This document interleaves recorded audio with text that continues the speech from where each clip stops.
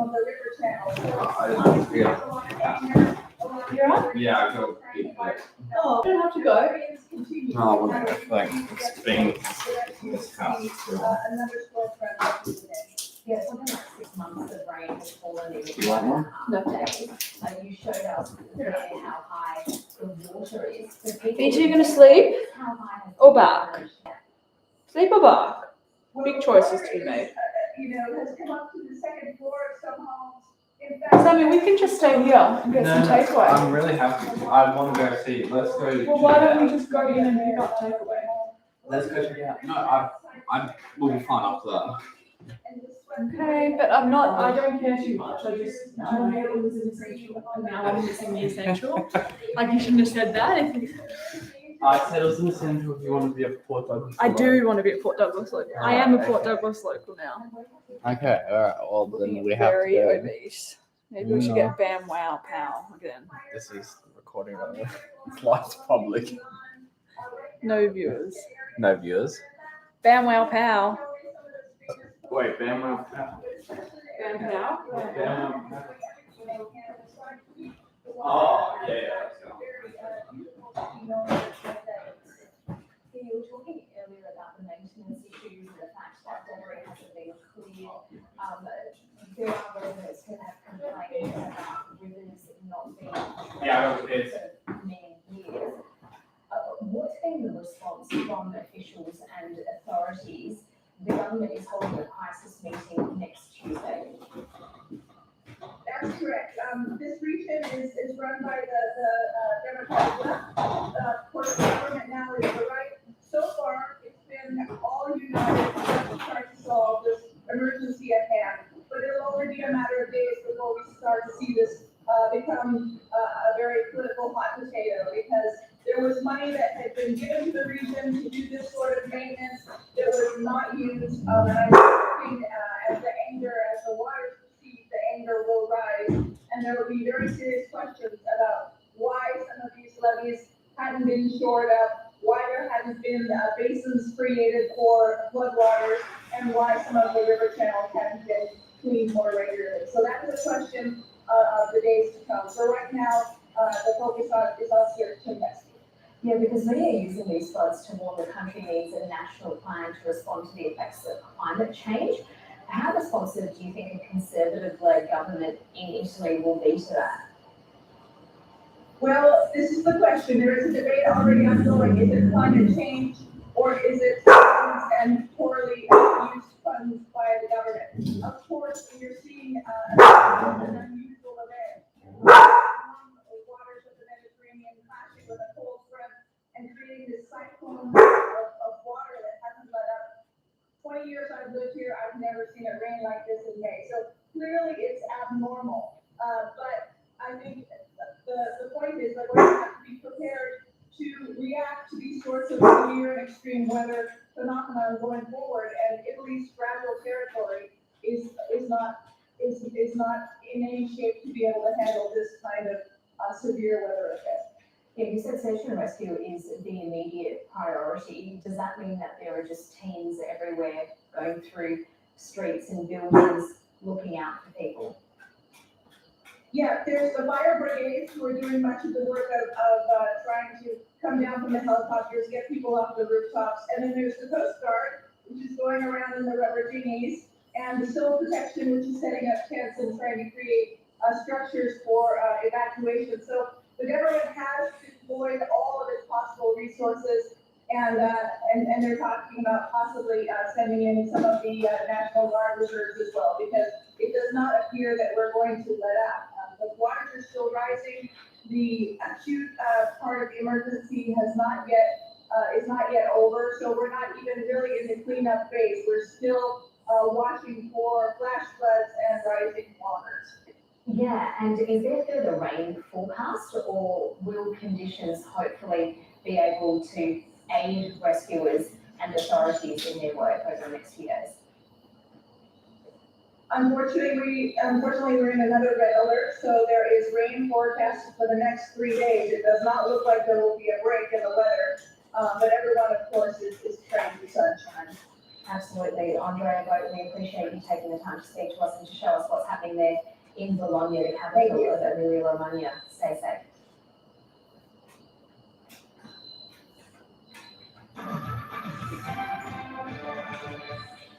In the United Kingdom, 60,000 people have volunteered to have their brains and bodies scanned in efforts to understand how the body ages. BBC reporter Fergus Walsh is one of them. He has got involved 10 years ago, and he's now gone back for more tests.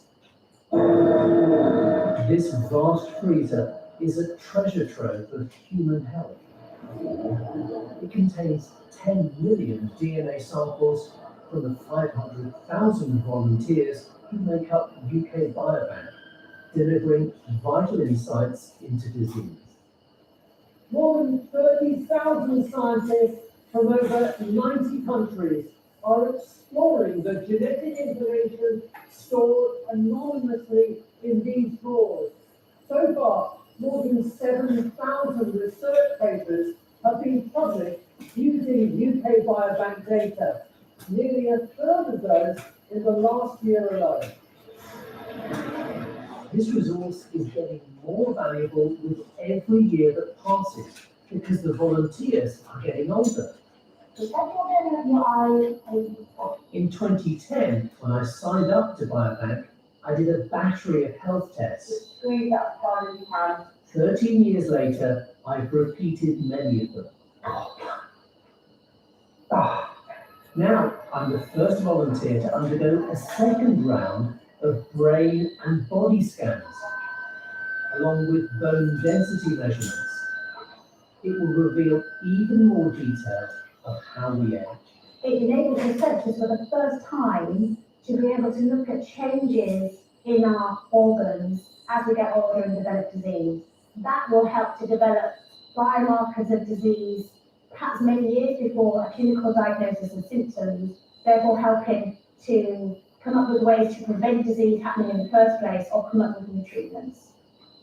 The volunteers, like Mary and Marion, have also done reams of cognitive tests. They don't get the results of these or the scans unless a potentially serious health problem is found. So what's in it for them? Well, it's going to help the future generation and it's going to help the health service. We don't maybe there's a measure of altruism in there, and it's a bit like being a blood donor. You do it for your fellow man. Big breath in. Time will eventually catch up with all the volunteers. Nearly 1 in 10 have already died. But that all adds to the wealth of information contained in UK Biobank, which may help others to live longer, healthier lives. An Australian beer has been withdrawn on the eve of a major craft beer festival amid criticism it was sexist and inappropriate. The Queensland beer used a label design similar to that of a major global pornography website. Co-founder of Australia's first female-owned brewery, Jane Lewis, is among a group of industry leaders which lobbied the festival directly to reconsider the beer's marketing. So we had some people reach out to us earlier on this week saying that they'd seen that this was the label that was going to be used at the festival and that they were concerned about the content. So we looked into it and then jumped into action. We contacted both the organisers of the festival and the actual brewery themselves and just let them know about our concerns with the label and, you know, its sort of relation to, you know, sexualising young women and the fact that we felt that it was inappropriate. And we received responses from the festival originally saying that they were okay with the label, and then later on following up to say that they were going to actually go ahead and speak to the brewery and say that unless they were going to change the label, then they wouldn't be able to report it to the festival. It is very interesting timing, and while we've definitely seen progress from a survey we did in 2021 through 2022, we're also seeing it, sadly enough, in the last 12 months, that there were 47% of the people that were surveyed had experienced some form of discrimination in the workplace. And I guess that's where our work is to be done. Designers and models have been strutting their stuff on the final day of Australian Fashion Week. The annual event is an opportunity for many to gain exposure and rub shoulders with fashion royalty. Harriet Hatton reports from Sydney. It's the last day of Australian Fashion Week, the time where designers come from all over the country to display the designs that will no doubt dominate stores and hopefully some of our wardrobes in months to come. Now, I'm back here in what I guess you could call the powerhouse of Australian Fashion Week in Sydney in Carriage Works, and that's where all the models are getting their hair done. Now, the man in charge of this is Mark Thompson. He's in charge of making sure that 100 models are looking beautiful, are looking chic and runway ready. How do you go about managing 100 hairstylists? I've got a spreadsheet that like there's so many tabs on it, it's crazy. We have 100 hairdressers that we apply themselves in from around Australia, so they volunteer their time, and so they go through an audition process to do that. So they do that in their own states, and they all fly in for the week and work that state. They just have a great time and learn so much. And what makes a really good hairstylist for a fashion week like this? Look, it's people that have got good basic skills, you know, like a great blow dryer, they can still comb hair, they can set hair, they can straighten hair, so their base skills are really great. And it's about kind of making sure that they have those base skills. Certainly here and see a lot of people blow drying hair here today. So what are some of the styles that you've actually been preparing for the runway? Yeah, so the styles that we've got are really diverse. So there's some crazy hair. If you look online, there is some crazy stuff going on there. But there's also some beautiful hair, and that's what a lot of consumers want to see at this stage, is like beautiful, shiny, healthy hair that looks awesome. And are they styles that, you know, we can hope to do at home, or are they styles that are beyond the kind of average person with long hair? Look, it's always an inspiration. You know, the look that comes down the catwalk is an inspiration for people at home to, you know, look a certain way. So it kind of gives them inspiration to, you know, for a glamorous look or a little bit crazy. And that's what I love about Australian Fashion Week, is that it's covered everything. There's a little bit of crazy, there's a little bit of cool, there's a little bit of hipster, there's a little bit of glamour. So it covers everyone and for all Australians. Well, congratulations, what a week you've had, no doubt. You're having a well-deserved, you know, nap after this week is over. 7 days of Fashion Week. Yeah, I'll have to definitely rest up after this one. That's Mark Thompson. And as I said, this is the last day of Australian Fashion Week here in Sydney. There's some phenomenal shows to come into the night, including the debut of some emerging designers. Time for sport. Here's Jared.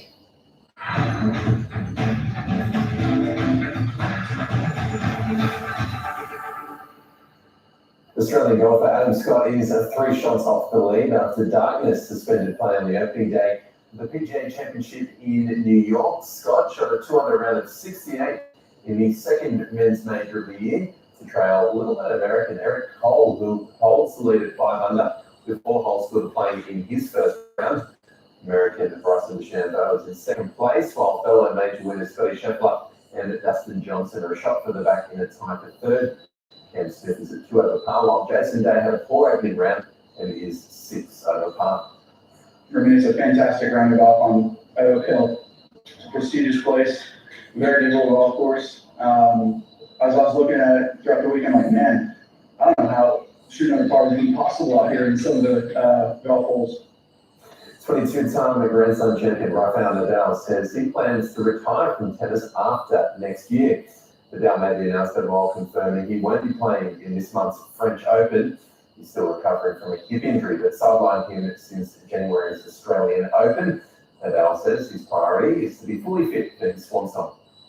My motivation is to try to enjoy and try to say goodbye of all the tournaments that I have been important for me in my past career. Australia's women's rugby union team, the Wallaroos, will play Fiji on Saturday at the Sydney Football Stadium in what is a one-off test match between the two sides. For more, here's Danielle Kelly. The Wallaroos clash with Fijiana is the first in a double header at the SFS, with the New South Wales Waratahs hosting the Fijian Drua in round 13 of the Super Rugby Pacific. The Wallaroos captain's run was an emotional one for the team, with skipper Shannon Parry to retire after tomorrow's match. Parry has played in 4 Rugby World Cups and co-captained the Sevens team to gold at the 2016 Rio Games. Parry will lead 4 debutants onto the field in her last test for the Wallaroos. Among them is 18-year-old ACT Brumbies fullback Taitara Molika. I think it's a blessing just being given this opportunity to put on this green and gold jersey. It means a lot to me, not just to me as well, to my family as well, the sacrifices they made to get me here. 22-year-old Piper Duff becomes the youngest Wallaroos captain in team history. She'll miss tomorrow's match with a foot injury, but will return to lead the side against the Black Ferns on June the 29th in Brisbane. The future of rugby is bright. We've got a World Cup coming in 2 years and obviously a home one 4 years after. So it speaks to the fact that the next generation is ready to take over. Shannon's had a fantastic influence, and now it's time for the generation of Piper and so on to lead us forward. The Legacy program associated with the FIFA Women's World Cup has launched a unity pitch to celebrate the upcoming tournament. The pitch is movable and is currently residing at Sydney's Olympic Park. The pitch will be moved around the country as part of the build-up to the World Cup, which kicks off in July. Former midfielder Savet Lismar says hosting a World Cup brings both added pressure and advantages. For sure. I mean, you know, previously when I played at home here, like it's been amazing to play in front of the home crowd. So yes, definitely. But I feel like there's also that added pressure of I'm playing for everyone in the stands too, and I can see them, which is really special, right? The Denver Nuggets have taken full advantage of their early home court advantage to go 2-0 up over the LA Lakers in their Western Conference Final Series in the NBA playoffs. The Nuggets won game 2, 108-103, with Nikola Jokic registering another triple-double of 23 points, 17 rebounds and 13 assists. Jamal Murray was outstanding for the home side, scoring 23 points in the final quarter alone. Game 3 is in Los Angeles on Sunday. Meanwhile, Miami leads the Eastern Conference Final Series 1-0 over the Boston Celtics. Let's check the weather now with Paul Higgins. Well, after a cold and frosty morning with another to come tomorrow, we had showers today in southern parts of the nation's east, all the way from South Australia, the southern tip of Tasmania, and across to Victoria with a weak cool front and trough. Now, tomorrow, another weakening front will cross Tasmania, while the trough moves over coastal South Australia and Victoria. So a few more showers coming up with those, but the rest of the nation should be mostly dry, although cooler than normal in the east as that high pushes southerly winds northwards. Closer in, sunny across Queensland, apart from the far north, morning frost in the central and southern interior. A sunny weekend for Brisbane, 22 each day, and warming up as we head towards the middle of next week, dry right through. Hazardous surf on the Hunter, Sydney and Illawarra coasts, plus Norfolk Island, widespread frost across the ranges, slopes and northern inland of New South Wales. It'll be a chilly morning in Sydney's west and then a sunny day, partly cloudy on Sunday. -2 first thing in Canberra, so another frosty morning for you. Then a cloudy day, partly cloudy on Sunday. Areas of frost in northeastern Victoria, then a mostly cloudy day with a few showers on and south of the Divide. Cloudy with showers in Melbourne tomorrow, a shower or two again Sunday morning and remaining cloudy. There's a frost warning for Tasmania's central north, Midlands, east coast and the upper Derwent Valley. Showers in the west, the far south and the Bass Strait Islands. They will spread to most areas, including Hobart tomorrow evening. Mostly sunny over South Australia's north, but there will be some showers about the southern agricultural area. Showers in the morning for Adelaide, along with some sunny breaks through the day, and a shower or two again on Sunday. In Western Australia's south, some light showers along the coast to the east of Albany. It should be sunny though in the west. Perth will have a warm and sunny Saturday, mostly sunny on Sunday and partly cloudy Monday and Tuesday. Windy over northern and central Western Australia, partly cloudy in the Territory's East Arnhem district. Darwin's weather can be summed up in one word: sunny, 20 or 21 at night, 30 or 31 by day. Remember, you can keep up to date at news.abc.net.au and on ABC iView. More on our stories coming up in a moment. Stay with us here on ABC.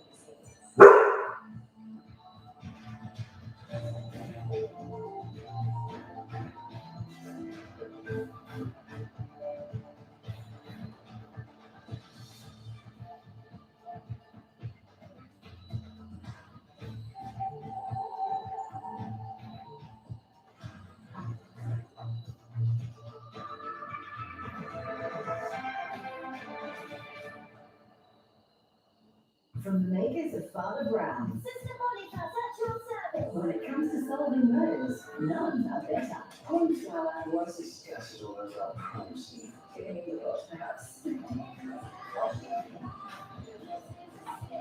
But it's definitely good. This is all of it, and it's a crisp tuna. Can I talk to you about tonight? See, what's next? Sister Boniface Mysteries, tomorrow 7:30 on ABC and ABC iView. Inside Australia's first psychedelic trial. You've got one choice. Having fun without taking place. So Simon really keeps it all open. They can confront things like death. It's so intense. A life-changing experience. Oh my God. Holy hell. I could dream to do it before. It's not for everybody. I needed something different, and this is like perfectly. On Australian Story, Monday at 8 ABC TV. It's not really good life. I'm so sorry, mate. We love you very much. That one is John. You're dead, man. Yeah, I'm back, and I'm back for Uncle in Aboriginal form. Okay, I'm not crazy. Some souls may pass on to families that they thought you. Just impending financial ruin. Is this something that can change who? How can I help? Oh, let me guess, a loan for a trip to Canada. My sister's husband just died. It's gonna be alright, right? You want to know before you come sober? Yeah. What will you hide? Sure there is. Yes, very sure. You look like Travolta in Pulp Fiction. Sociopath who died on the toilet. Yeah, exactly. In Limbo starts Wednesday at 9 on ABC TV and ABC iView. So, how long have you been dead? I offer via journalistic pleasures my life's work. Embrace what you are! You are a killer!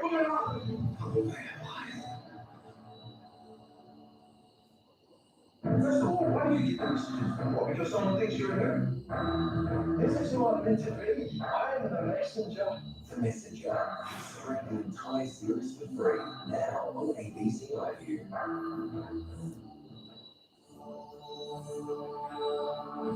Good people, all those in favour of a great range of music, they Scientific fact. So, bring the color back to life. They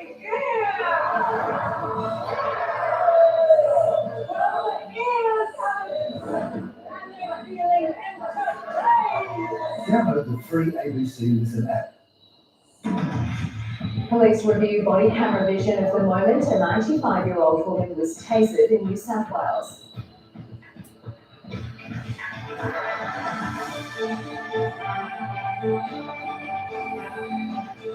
Ukraine's president to attend the G7 summit as leaders plan new sanctions on Russia. An Australian doctor sees his family for the first time in 7 years after being held captive in West Africa. And we meet the next generation of designers turning heads at Australian Fashion Week.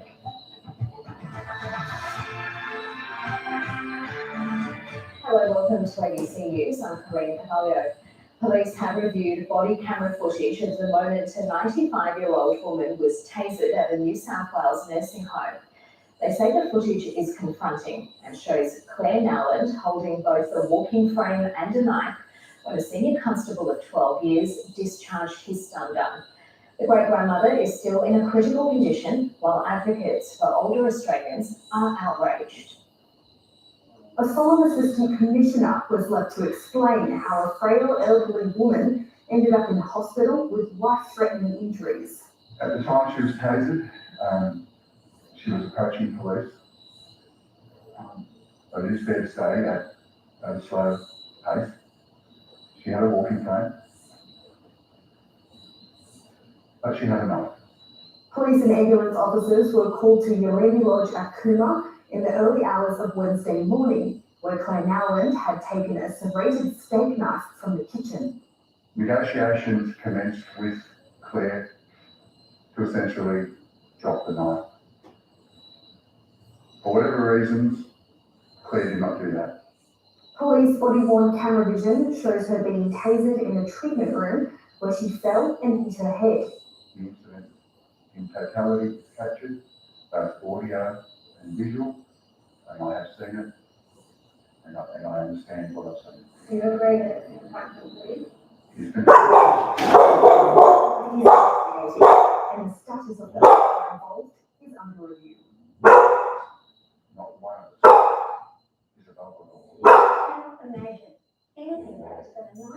65-year-old woman on a walking frame with a steak knife being used as a homicidal axe-wielding maniac. It shouldn't take this kind of instance for them to actually do something to make some drastic changes in the way in which they're responding.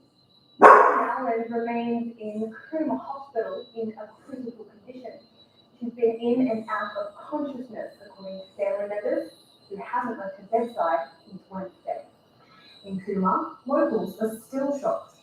They should have told you the life point of view. Quite disturbing, actually. A family and a community in need of answers. Adrian Regan, ABC News, Cooma. The Prime Minister has announced fresh sanctions and an export ban aimed at Russia's economy. New measures were announced ahead of the meeting of the world's most powerful democracies at the G7 summit. From Hiroshima, here's North Asia correspondent James Oaten. After these months last year, Australia is making up for lost time, reminding everyone why we deserve a place as a guest. A seat at the table means that Australia can have our say. And Australia, as a country where can be trusted, whose a trading nation, Climate change and artificial intelligence, just some of the issues that will be addressed. This year's setting is no accident. Hiroshima, the city surrounded by war, now hosting leaders of the world's most powerful democracies and a special guest, Ukraine's wartime leader, he'll be visiting the summit on Sunday. It was here almost 80 years ago when the world's first nuclear weapon was used against its country and its people. A haunting reminder of the reality and dangers of war. One better than most, Ukraine's President Volodymyr Zelensky endured threats from Russia about their security. Jesus paid their respects earlier in the day, remembering the tens of thousands who died in the atomic bomb detonation. The group then using the day to discuss new ways to punish Russia for its invasion of Ukraine. The UK led the way, announcing new sanctions targeting Russian exports. The other countries expected to follow suit over the weekend. But it's the meetings on the sidelines that Australia will want to focus on as China's threat expands. We're increasing our engagement in the region to work with allies like Australia and like Japan. We don't want to see any change to the status quo by force or coercion. The PM is still shoring up a quick Quad summit on the sidelines with Japan, India and the US. This afternoon he met with the leaders of Brazil and South Korea separately. James Oaten, News, Hiroshima. ABC broadcaster Stan Grant has announced he's walking away as host of Q&A after experiencing a spate of racist abuse. In his weekly online column, he says since appearing as a guest of the ABC's coverage of the coronation of King Charles, he's been subjected to intense abuse and he's had enough. He's accused the ABC of failing to publicly defend him. The ABC accused Justin Stevens of stands by him and condemns the attacks directed towards him. Prime Minister Anthony Albanese agreed to Stan Grant and also spoke out against the racial abuse directed. Stan Grant is someone who has my respect and I wish him well. I think we need to be really cognizant in the lead up to the referendum in the fourth quarter of this year. Some of the hurtful comments that have been made. And you can read Stan Grant's full piece on the ABC News website. A bit of split has emerged between two prominent Indigenous supporters of the Voice to Parliament. Polls show public support for the proposal is slipping, and Noel Pearson has lashed out at Mick Gooder for wanting to change the wording of the proposed constitutional amendment in order to win over more Conservatives. Almost 6 years on from the Uluru Statement from the Heart and months out from a referendum on an Indigenous voice to Parliament, a setback for the Yes campaign, and it's personal. He's wetting the bed. This is what little Mickey Gooder's done here. Uluru Statement architect Noel Pearson hitting out at fellow Voice supporter Nick Gooder for advocating a late change to the proposed constitutional amendment. A former social justice commissioner, Nick Gooder supports removing executive government from the wording to improve the chances of a successful referendum. I don't know whether you need to have that be in the constitution. I think the voice of parliament is enough. Good as you're wrong. Nick's problem is that he can't separate compromise from capitulation. There are many Indigenous Australians who are supporting the Voice and many who are opposed to it. We should have a respectful debate, and that's what I'd ask you, not just Noel Pearson, but everybody involved in this debate. For a referendum to succeed, it requires a double majority, a majority of Australians in a majority of states. Despite public polling tightening, the government appears unmoved by calls for the wording to be adjusted. We are really confident that this will be a really important moment in the history of our nation. Dissent isn't necessarily a bad thing. We need to learn to embrace it because it'll only make this process stronger. Wishful thinking, perhaps. A referendum is hard enough to win without proponents openly squabbling, especially when there isn't political bipartisanship. Voice advocates say the Yes campaign will gain momentum between now and voting day. They'll have to guarantee success. Andrew Croghan, ABC News, Canberra. A Perth doctor taken hostage by terrorists in West Africa has been released and reunited with his family. 88-year-old Kenneth Elliott is in good health despite being held captive for 7 years after he was kidnapped in Burkina Faso. After 7 long years, Dr. Ken Elliott is finally home. He appears to be in good health and we're really pleased that he's home with his family. The Perth couple first relocated in 1972 to help those most in need. Dr. Elliott and his wife Jocelyn ran a medical clinic in northern Burkina Faso near Mali. When we first came, we came with nothing. I'd make the worst businessman in the world because I was in no way prepared to do what we've done. In 2016, they were captured by a group linked to Al-Qaeda, with Jocelyn released a few weeks later. Our overriding concern now is for her husband, Dr. Kenneth Elliott, who has not yet been released. As months became years, diplomatic efforts continued. Exactly how the government secured his release is confidential, but one thing is certain. The Australian government has a clear policy that we do not pay ransom. Celebrating now is the University of Western Australia Medical School Class of 63. Dr. Elliott, a popular member of the tight-knit group. He's a super guy. Quiet, dedicated. Friends and colleagues followed his career with admiration. Serving tens of thousands of poorest of the poor people. And if it wasn't for Ken, they get no medical attention. It'd be life-saving for so many of them. Old mates supporting the family in his absence. I'm over there to know that this has happened, that Ken's now back home with his family. Dr. Elliott's family have thanked the Australian government and thanked the public for their support and say Dr. Elliott now needs time and privacy to rest and rebuild his strength. James Carmody, ABC News, Perth. An 18-year-old student has been charged with serious driving offences over a hit and run on Sydney's North Shore. Police say Raj Khanna ran a red light in Crow's Nest, hitting 3 boys aged 12 and 13 as they walked along a pedestrian crossing. The boys were taken to hospital with head and leg injuries. Mr. Khanna has been granted bail. The case will return to court in June. Doped, drugged and locked in a room. These are just some of the practices people with disabilities experience. An NDIS report has shown the number of cases where this is happening without authorisation has grown astronomically and in some cases creates lasting trauma. From doing the dishes to hanging out the washing,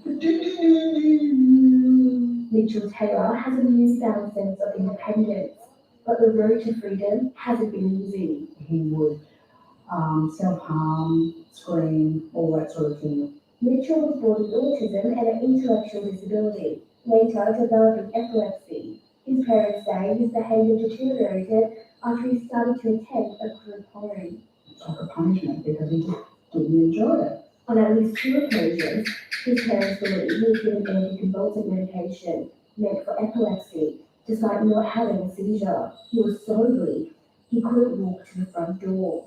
Looking back, there was just so much we just didn't know. Doping is one form of restricted practice. Among many things like locking someone in a room or strapping them to a bed, it becomes an unauthorized practice when it disregards behavioral plans or rules in the relevant state or territory. There are a vast number of these unauthorised restrictive practices that very clearly involve a violation of a person's human rights. In the past 4 years, the number of unauthorized restrictive practice reports has grown from nearly 290,000 annually to 1.4 million. But there's concern many more go unreported. Too often people with an intellectual disability are given no voice, no choice, and no control over their own life. The NDIS says the rise in reports has been influenced by more people joining the scheme and greater compliance by providers. The Independent NDIS Commission maintains its priorities to reduce and eliminate unauthorised restrictive practices. Mitchell remains traumatised. He breaks down with his every need for recovery, but he's making progress, now living in his own house. It all started from the belief that we can do better for nature. Sarah Richards, ABC News. Headsets and augmented reality are poised to transform remote health examinations in aged care. Trials of new technology will let doctors see and hear residents from hundreds of kilometres away. Okay, I'm just going to put these on. This is no longer the future for health in aged care. As this nursing student is discovering in this simulated consultation, it's happening now. Can you feel any pain when I press here? No. In a real remote assessment, a doctor would be seeing and hearing this through this headset. And with training, the wearer can also access virtual records and monitor vital signs in real time. It's the first time student nurse Heidi Burrell has used this system. Very exciting. Definitely, you've got the knowledge from a doctor literally like next to you. At La Trobe University's Digital Innovation Hub, they are putting the HoloLens headset through its paces. You're just going to focus on your finger and get a few readings for us? Well, that's good. The numbers are coming through great. Thank you. Remote exams in Victoria exploded during COVID, and up to 400 patients are seen by the state's virtual emergency department every day. Now, this new technology is about to be trialed in aged care. We are really bringing our eyes into the consultation. So we are there with the nurse, seeing what they're seeing, hearing what they're hearing. Remote examinations are already common in aged care, but they can be awkward, with the nurse struggling to hold an iPad or phone, and sometimes a second staff member is needed to assist. I told her about your sore neck. In many aged care residences, freeing up a second worker isn't easy. With augmented reality and headset, that would be a better system, I think, maybe in the future.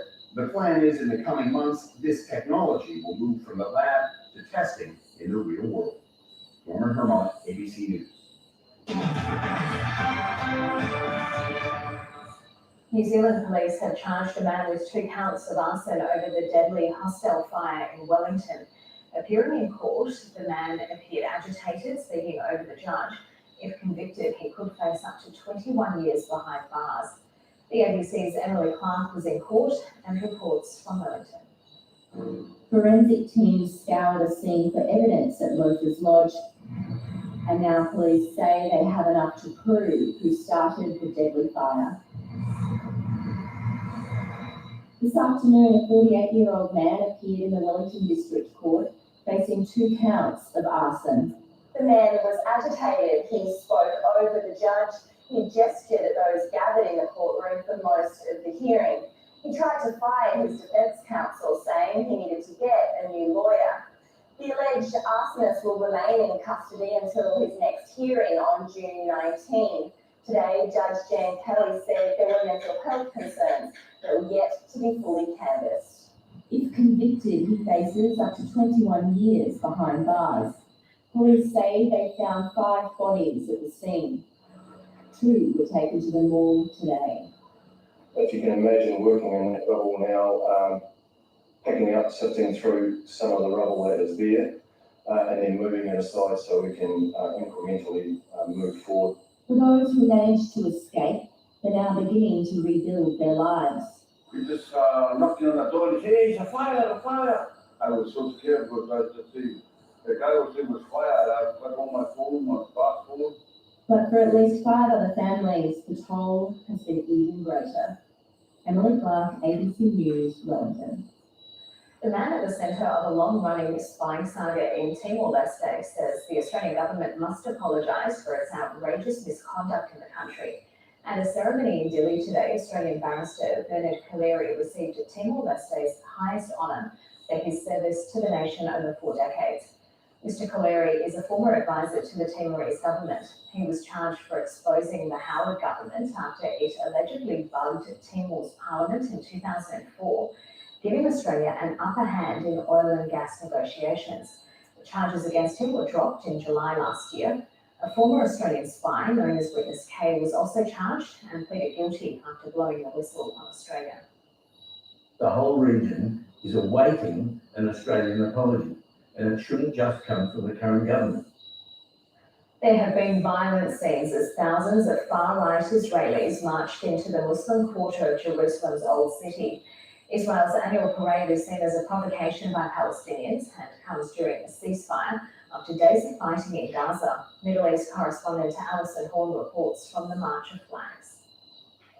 I'm here at the Old City in Jerusalem. Behind me is Damascus Gate, the main entry to the Muslim quarter, and it's where thousands of Israelis are marking Jerusalem Day, Israel's capture of East Jerusalem in 1967. But according to international law, Israel occupies East Jerusalem, and Israelis' presence here today in East Jerusalem is seen by Arabs as provocative and distressing. Everything they're doing is out of fear. If they were the rightful owners of this land, you wouldn't need all the police. We need to be in charge. They can listen to us. Some of them have been shouting offensive slogans like death to Arabs. Today, Palestinians have effectively been shut out of this area. Despite police telling us there would be freedom of movement, we have seen security forcibly removing Muslims from this area. They're not allowed to stay here? Here? Yeah. Why not? Scenes of violence have traditionally erupted on Jerusalem Day here in an area that Palestinians want as the capital of a future Palestinian state. Finance local share market rose again today, highlighted by Australian shipbuilder Austal winning a $3 billion contract to build 7 boats for the US Navy. Here's Alan Kohler. Austal shares jumped 26% on news of a contract to build up to 7 surveillance ships for the US Navy for $3.2 billion. Unfortunately, the boats won't be built here, but in Mobile, Alabama, so no Aussie jobs, but tons of US dollars at least. The rest of the market closed higher again, and by the way, I should have noted last night that Zippo had gone above $100 per share for the first time. Today, it kept going. Netflix shares surged 9% last night after the company said that its subscription plan that has advertising attached, priced at $7 US a month, has 5 million active users. So showing ads to those who are paying the subscription as well is working. High fives. The US market as a whole closed nearly 1% higher. The Australian dollar was flat at 66.5 US cents. But interest rates futures are really starting to move at the moment as a result of the minutes of the Reserve Bank Board's May meeting that came out on Tuesday. And that was seen as raising the likelihood of another rate hike. The futures market now has a 50% chance of another hike this year. Just a few weeks ago, it was predicting nothing but cuts. And the market still is seeing cuts in the future, but not until April next year. And the prospect of another rate hike is more bad news for those coming off fixed rate loans onto variable rates. And the number of those people is about to peak. The jump in their rate will be 4%, which is $1,500 a month extra on a $700,000 mortgage. Finally, commodities fell, iron ore, oil and precious metals all down. And that's finance. The next generation of Australian fashion designers have been given a chance to show off their style on the country's biggest stage. 4 young designers received awards on the final day of Australian Fashion Week in Sydney. A catwalk strut, adorned in clothes conceived by Australia's next big designers. On the final day of Australian Fashion Week in Sydney, 4 emerging designers were given the spotlight for an award dubbed Next Gen. It's a huge honour for this Arnhem Land-born school teacher come designer. This is really an opportunity for me to be able to be seen as an up-and-coming Australian designer. The attention isn't lost on emerging models either. Fellow Arnhem-born teen Cindy Rostrom was discovered at a remote fashion show. Just 1 year later, she fronted Vogue and is now on stage for fashion's Night of Nights. It means a lot to me and my people and my family. Yeah. The Next Gen winners are judged by fashion heavy hitters like Vogue China editor Margaret Zhang and designer Bianca Spender. It's all about getting Australian designs onto the stage and out into the world. We're here and we're ready to be seen, heard, and won. Outside, a different kind of runway was on show, with many off-duty models remarking on the inclusivity of this year's event. We're here for that. I'm definitely seeing in Sydney, which is great, but Pushing inclusion and style into the next generation. Harriet Tatum, ABC News, Sydney.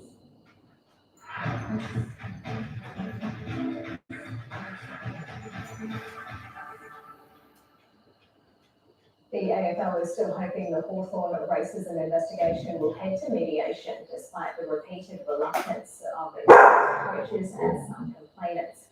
At North Melbourne, a new era has begun with Brett Ratton taking over from Alistair Clarkson as interim coach. The Kangaroos went back to work with a new boss.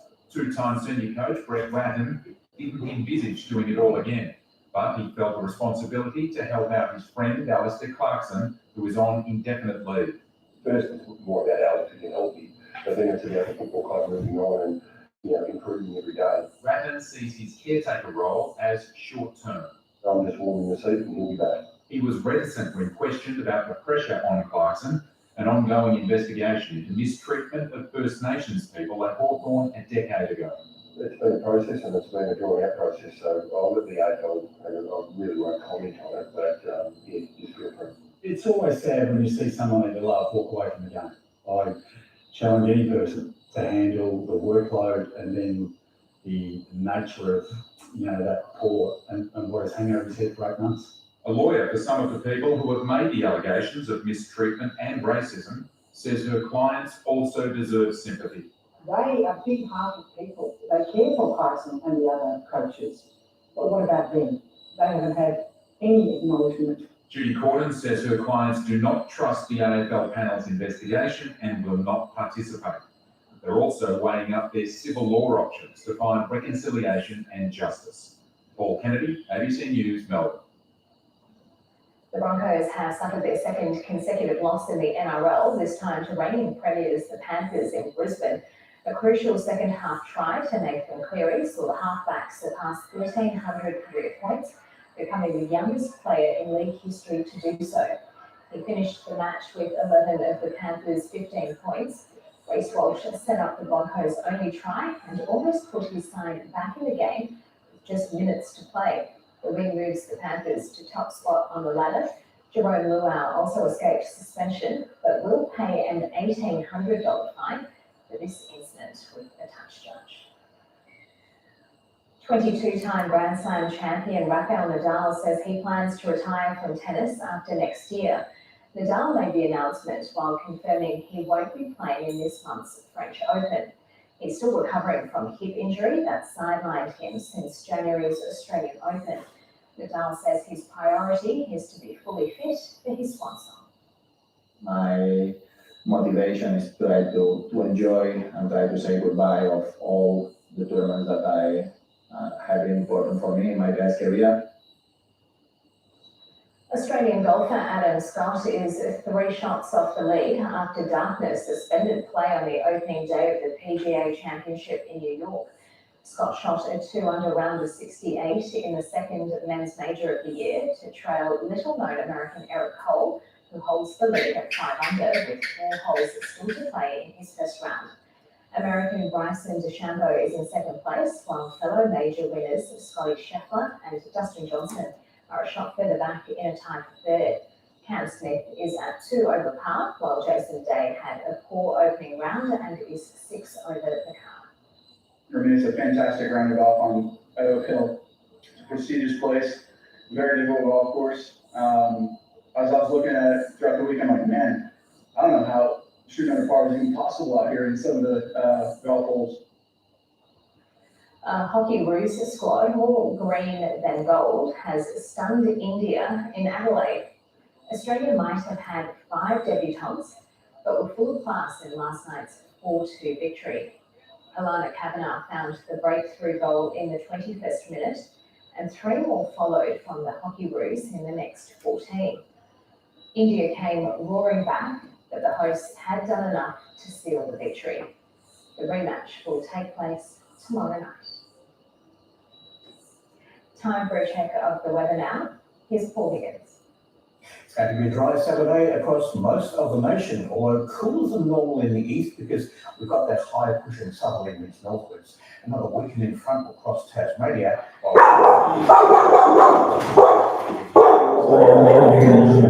on the way.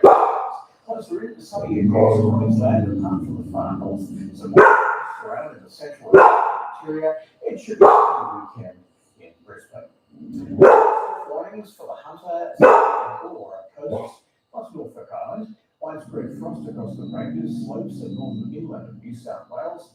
A chilly morning in Sydney's west, then a sunny day across the city. A frosty morning in Canberra, then a cloudy day. Areas of frost for northeastern Victoria, then a mostly cloudy day with a few showers, mostly near and south of the Byre, cloudy with some showers in Melbourne. There is a frost warning for Tasmania's central north, Midlands, east coast and upper Derwent Valley. Showers will spread to most parts of the state, including Hobart, in the evening. Here they come. Mostly sunny across South Australia's north, but showers about the southern agricultural area and some showers in the morning, few in Adelaide. In Western Australia's south, some light showers along the coast to the east of Albany, but sunny in the west, including Perth.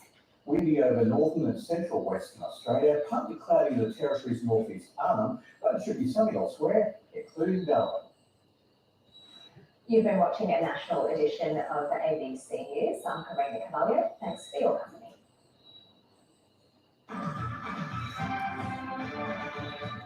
Here are the top stories on the ABC News. New South Wales Police will give an investigation into why an officer tasered a 95-year-old woman with dementia the highest possible priority.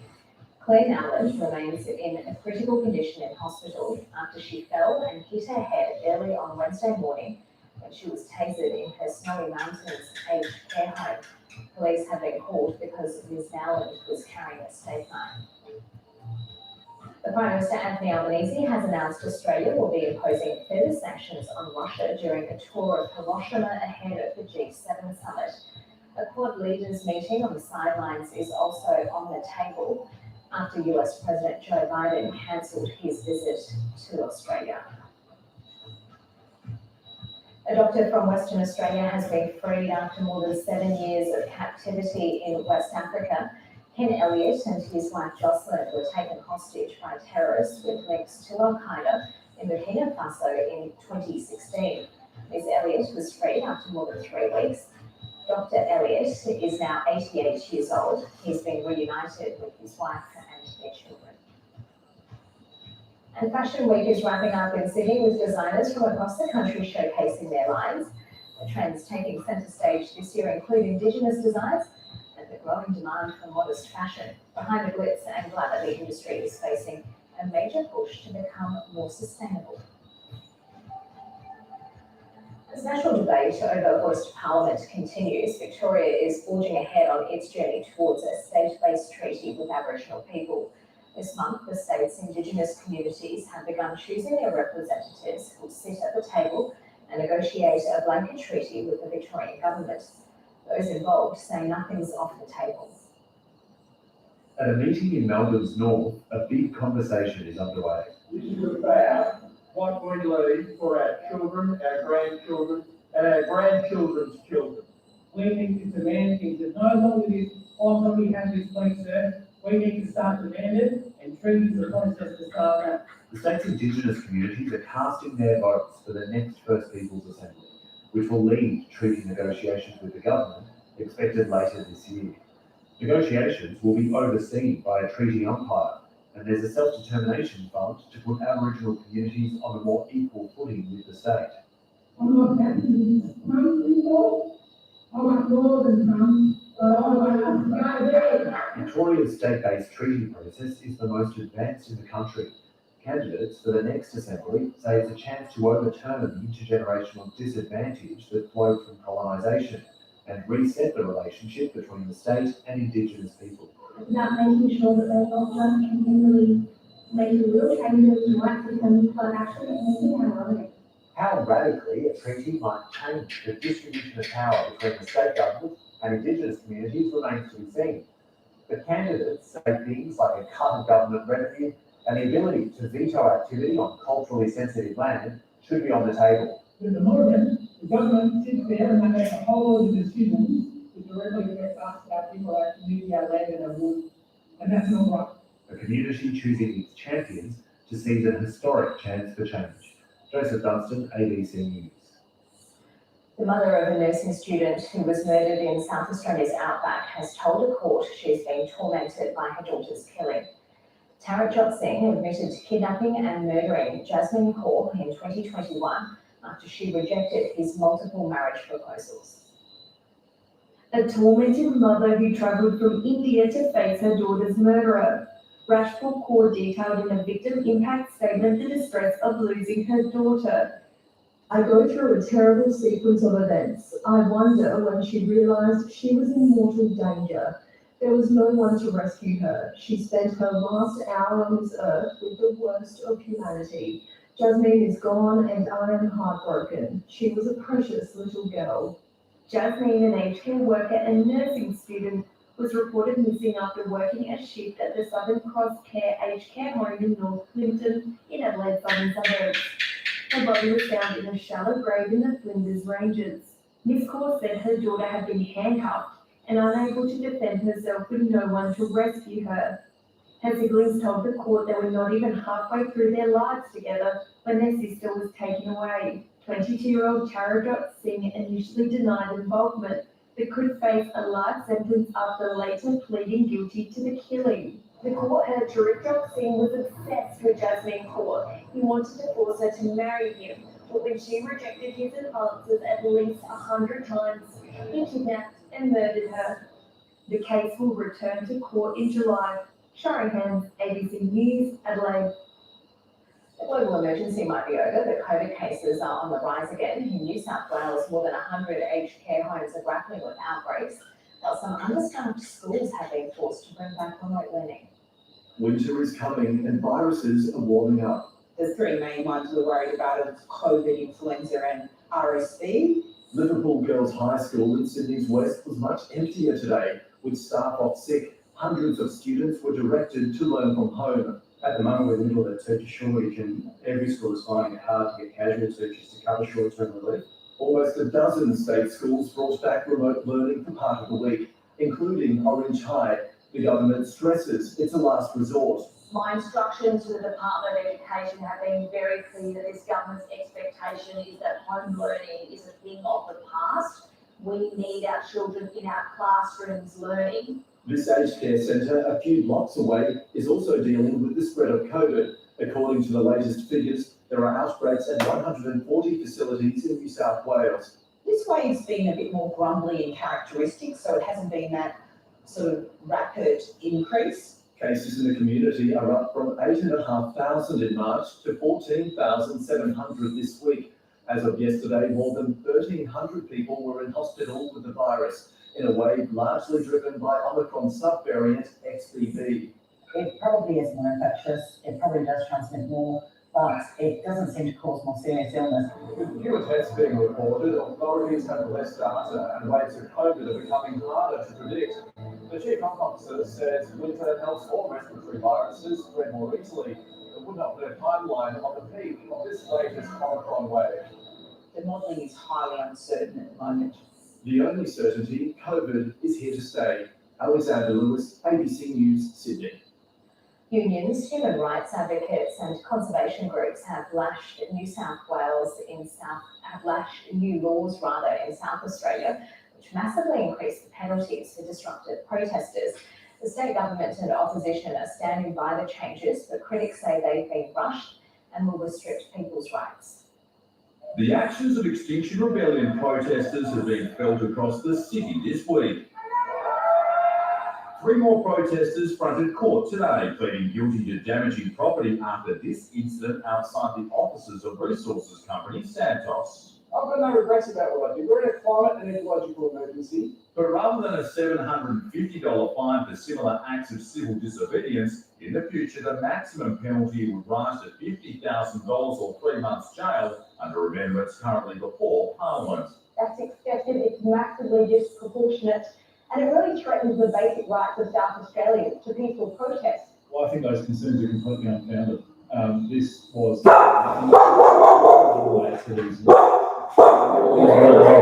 Lower House with bipartisan support for less than an hour yesterday as protesters gathered outside.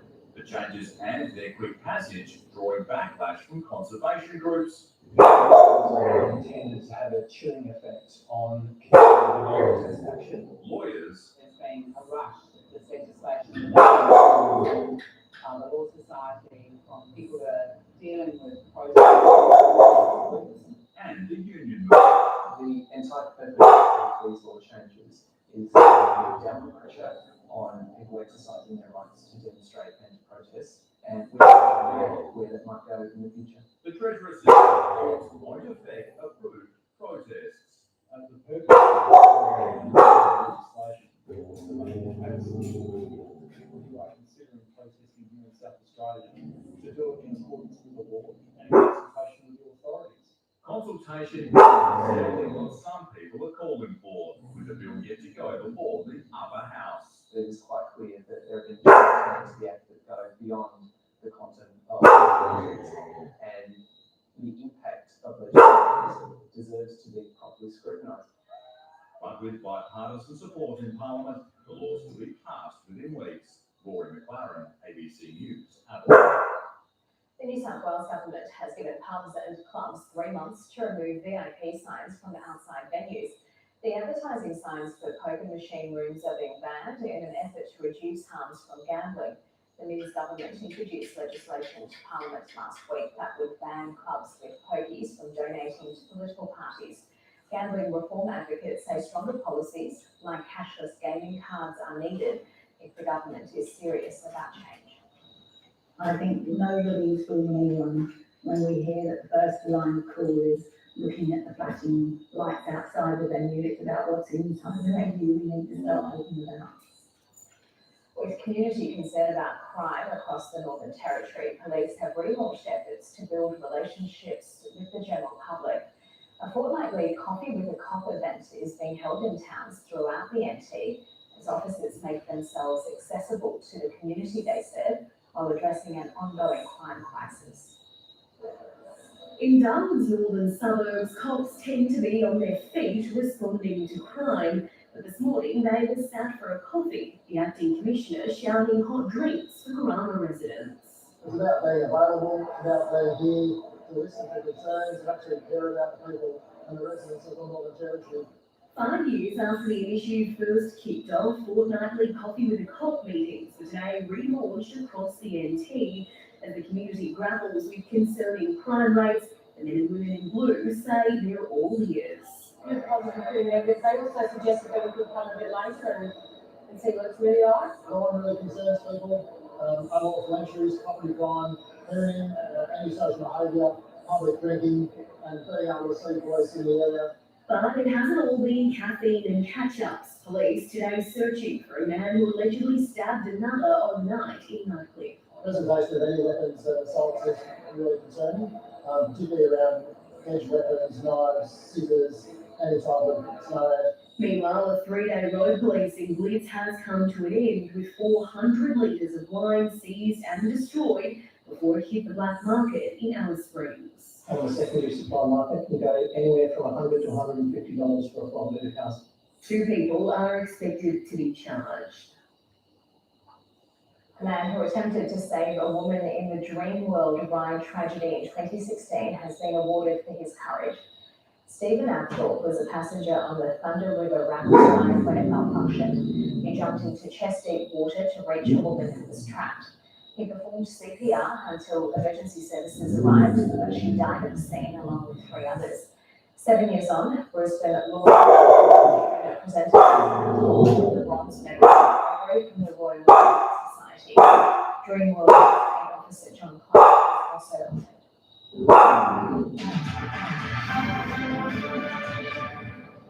a regional paediatrician service in Victoria has stopped taking new patients as the staffing crisis hits the industry. The Albury-Wodonga Paediatric Group has lost 3 doctors, forcing parents to seek appointments in Melbourne and other regional centres where wait lists can be as long as 18 months. Killer mother Jessica Harris never expected she'd have to fight so hard to find a paediatrician for her 2-year-old son Arthur. It's really disappointing as a mum, wanting to advocate for your child and wanting to get them help, as soon as you can, and not being able to physically access that. With no appointments available, they've been referred to paediatricians from Wagga Wagga to Melbourne and even sought help from Singapore via telehealth. Trying to find a paediatric podiatrist locally has been impossible. In Yakandanda, Louise Redmond has been waiting for answers since Christmas after her 1-year-old son began showing signs of anaphylaxis. She's nervously carrying around an EpiPen from her GP until she can see a local paediatrician in July. We have just been told to avoid egg and all traces of egg until then, which is really difficult. Albury-Wodonga Paediatric Group has closed its books as it's swamped with as many as 150 referrals a week, saying it simply doesn't have the capacity to see all referred children. Surrounding services are also restricting medical referrals, with wait times reaching 18 months. We try and meet the urgent referrals, but obviously there are people who are going to be on the wait list for quite a while. Paediatricians say the cases are becoming more complex, leading to longer wait times, and that specialist care reforms are urgently needed to address the situation. For children like Arthur, cutting those wait times is vital. Perhaps we could have had him treated earlier. We know that when children are treated younger, they have a reduced recovery time. It's a painful wait. Erin Somerville, ABC News, Albury. The federal government is pledging $15 million to tackle abandoned and lost fishing gear, or ghost nets, which are a threat to marine wildlife. Land rangers in the Gulf of Carpentaria are using their funding to clear neighbouring oceans. They can stretch for 6 kilometres and weigh up to 10 tonnes. Abandoned or discarded fishing gear scattered across the Gulf of Carpentaria poses a deadly threat to marine life. We know we have 250 ghost nets around the archipelago, and now it's basically getting out there and getting stuck into them, so we can't wait. The Annandale Yucca Land Council Rangers have a brand new vessel to boost clean-up efforts in the Cook Archipelago, courtesy of a $400,000 grant from the federal government's Ghost Nets initiative. It is a biosecurity matter and issue, and we need to make sure that we're funding that accordingly. Rangers now able to reach every nook and cranny. You can get a 4-wheeler on there and be able to actually get out to these beaches and clean up marine debris ghost nets that haven't been tackled before, and in inaccessible areas. Well, it's hard work, I think, when it's all over and done with, enjoyment and the feel of it. Because especially knowing that you're taking care of country, it's good. While the Rangers are looking for ghost nets on the ground, they'll be getting some help from the skies. The North Australia Centre for Autonomous Systems will be using this drone in with satellite imagery and artificial intelligence to make sure the Rangers know exactly where they need to look for these ghost nets. The drone will glow and it will fly around the coastline, surveying nets, it will come back, and we'll be able to provide a detailed map then to the Rangers groups. While the Rangers on Brute Island work to clear the nets, they hope the government will tackle the problem on the other end. The focus on diplomatic and working relationships and working with our neighbours to the north will be key in managing this issue into the future. Those diplomatic conversations with Indonesia and other countries, to look at how do we all work together. Securing the biodiversity of marine life for years to come. Daniel Litchens, ABC News. Drought-stricken areas of northern Italy are bearing the brunt of days of unprecedented heavy rain. 14 people have died in floods and landslides, and thousands have been forced to evacuate their homes. Andrea Vogt is an independent journalist in Bologna, one of the hardest hit cities. She says many more people are missing. Search and rescue operations are ongoing right now throughout Emilia-Romagna, but especially in the lowlands near the Adriatic coast. I am on the Reno River. This is a river flows into Bologna and then flows down into the Adriatic. I can usually throw a baseball across this river, and it's absolutely swollen with trunks and trees headed down. So we've seen massive damage. At least 10,000 people are evacuated, and the search and rescue is ongoing, not to mention eventual reconstruction. This is not just extraordinary rain, but also a problem with maintenance. So we've seen 20 rivers jump their banks and break through levees. A lot of bridges now are just being blown out by the debris that hasn't been cleaned in years from some of the river channels. So obviously there's a lot of anger, a lot of worry, and people trying to find a home. As the rains continue, we had a reprieve yesterday, but as you can see, another storm front has moved in. Yeah, something like 6 months of rain has fallen in 1.5 days. You showed us there how high the water is. For people in their homes, how high has the water managed to get? Well, the water is, has come up to the second floor of some homes. In fact, the deaths we saw were mostly elderly who were trapped in the bottom floor or in the basement of their home. One woman ventured outside to check on her animals, her donkey, and was swept away and found 15 kilometers downstream on the coast, on the beach of the Adriatic Sea. So it is a very dangerous and fluid situation with people being rescued even off some of their rooftops. And where have people been evacuated to? Hotels, friends, higher ground. Many are going to Bologna, to Milan.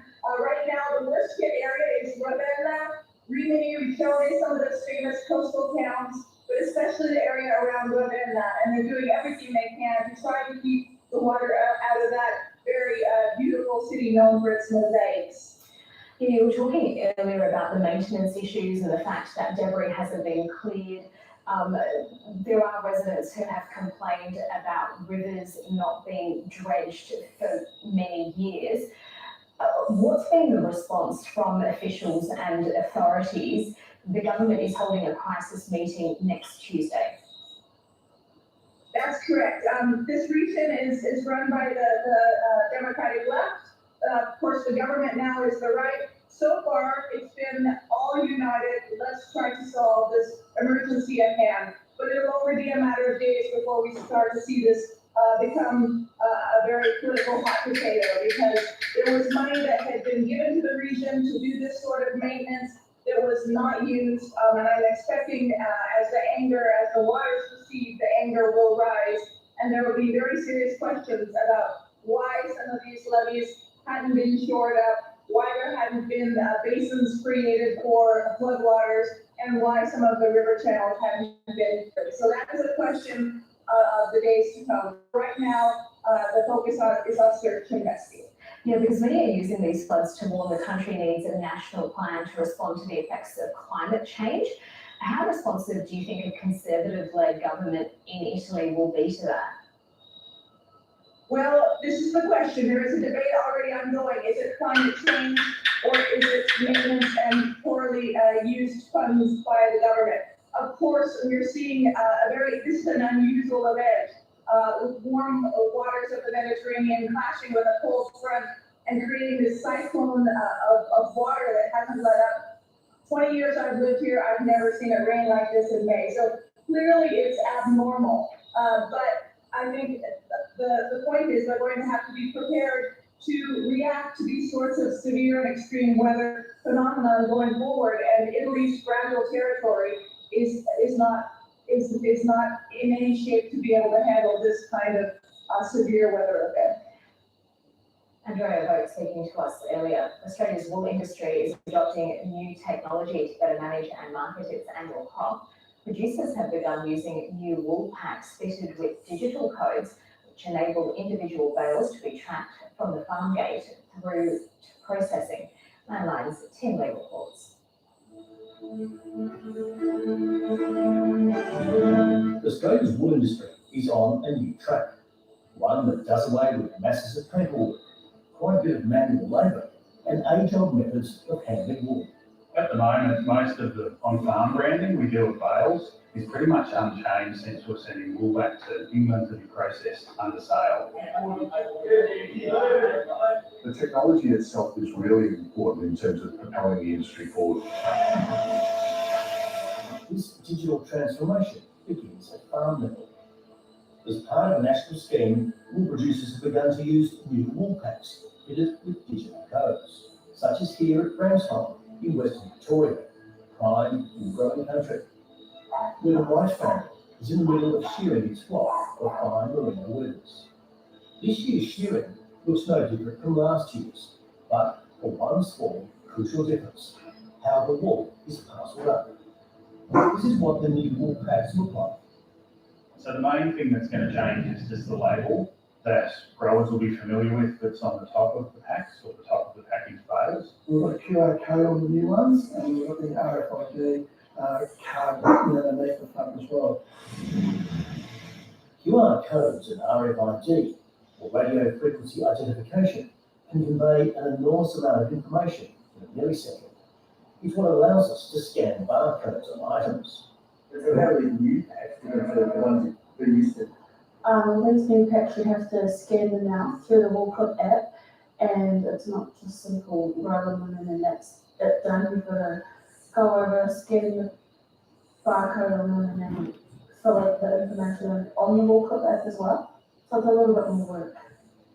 The onus mostly falls on the wool classer, whose crucial role is to assess, grade, and sort each fleece according to its quality and characteristics. Then ensure it's matched and packaged with wool of a similar standard.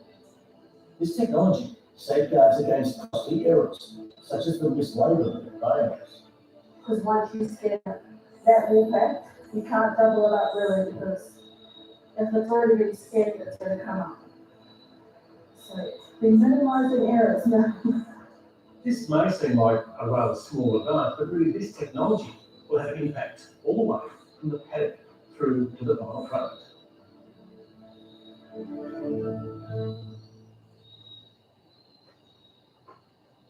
You can watch Landline at 12:30 on Sunday on ABC TV or anytime on ABC IP.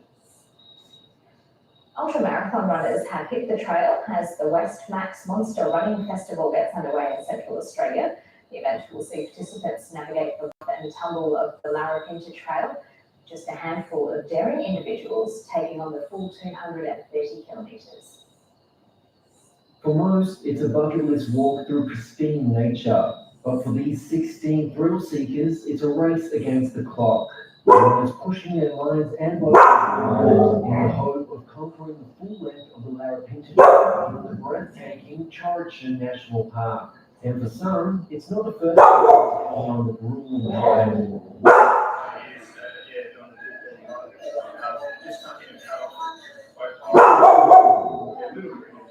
It was a challenge, and it's something that I haven't been able to achieve yet. So I'd be disappointed if I didn't give it another go.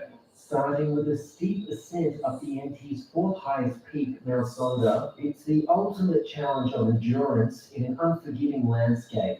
Every step is rocky. Every step has got rubble or a little cliff edge or a hill or a spinifex clump, a trip hazard, and they have to watch their step and their mental capacity to survive and concentrate for up to 60 hours non-stop is what they're really facing. Months of training and preparation proving essential in the lead-up, and a strong game plan to get the job done. I try and keep cruising on the first day and then see how we go from there. Maybe hopefully make up some ground during the night when it's a bit cooler. Hopefully not. And for those looking for an easier run, options for a 128-kilometre challenge right through to a 5-kilometre fun run will also be on the cards. Lee Robinson, ABC News. Time for a check of the weather now. Here's Paul Higgins. Well, after a cold and frosty morning with another to come tomorrow, we had showers today in southern parts of the nation's east, all the way from South Australia, the southern tip of Tasmania, and across to Victoria with a weak cool front and trough. Now, tomorrow, another weakening front will cross Tasmania, while the trough moves over coastal South Australia and Victoria. So a few more showers coming up with those, but the rest of the nation should be mostly dry, although cooler than normal in the east as that high pushes southerly winds northwest. Closer in, sunny across Queensland, apart from the far north, warning frost in the central and southern interior. A sunny weekend for Brisbane, 22 each day, and warming up as we head towards the middle of next week, dry right through. Hazardous surf on the Hunter, Sydney and Illawarra coasts, plus Norfolk Island, widespread frost across the ranges, slopes and northern inland of New South Wales. It'll be a chilly morning in Sydney's west and then a sunny day, partly cloudy on Sunday. -2 first thing in Canberra, so another frosty morning for you. Then a cloudy day, partly cloudy on Sunday. Areas of frost in northeastern Victoria, then a mostly cloudy day with a few showers on and south of the Divide. Cloudy with showers in Melbourne tomorrow, a shower or two again Sunday morning and remaining cloudy. There's a frost warning for Tasmania's central north, Midlands, east coast and the upper Douro Valley. Showers in the west, the far south and the Bass Strait Islands. They will spread to most areas, including Hobart tomorrow evening. Mostly sunny over South Australia's north, but there will be some showers about the southern agricultural area. Showers in the morning for Adelaide, or some sunny breaks through the day, and a shower or two again on Sunday. In Western Australia's south, some light showers along the coast to the east of Albany. It should be sunny though in the west. Perth will have a warm and sunny Saturday, mostly sunny on Sunday and partly cloudy Monday and Tuesday. Windy over northern and central Western Australia, partly cloudy in the Territory's East Arnhem district. Darwin's weather can be summed up in one word: sunny, 20 or 21 at night, 30 or 31 by day. Andy Rourke, the bassist for iconic English rock band The Smiths, has died aged 59. Former bandmate Johnny Marr confirmed the news, saying Rourke died after a lengthy illness with pancreatic cancer. The Smiths formed in the early 1980s and became one of Britain's most influential bands, breaking up in 1987. That's ABC News for now. Stay with us on the ABC News channel for India Now.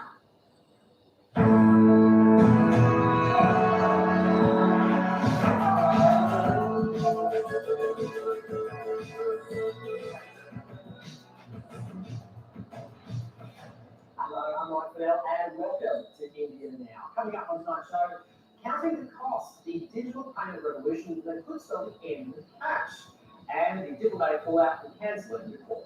Message to not a good message to investors, in the smallest part of the country.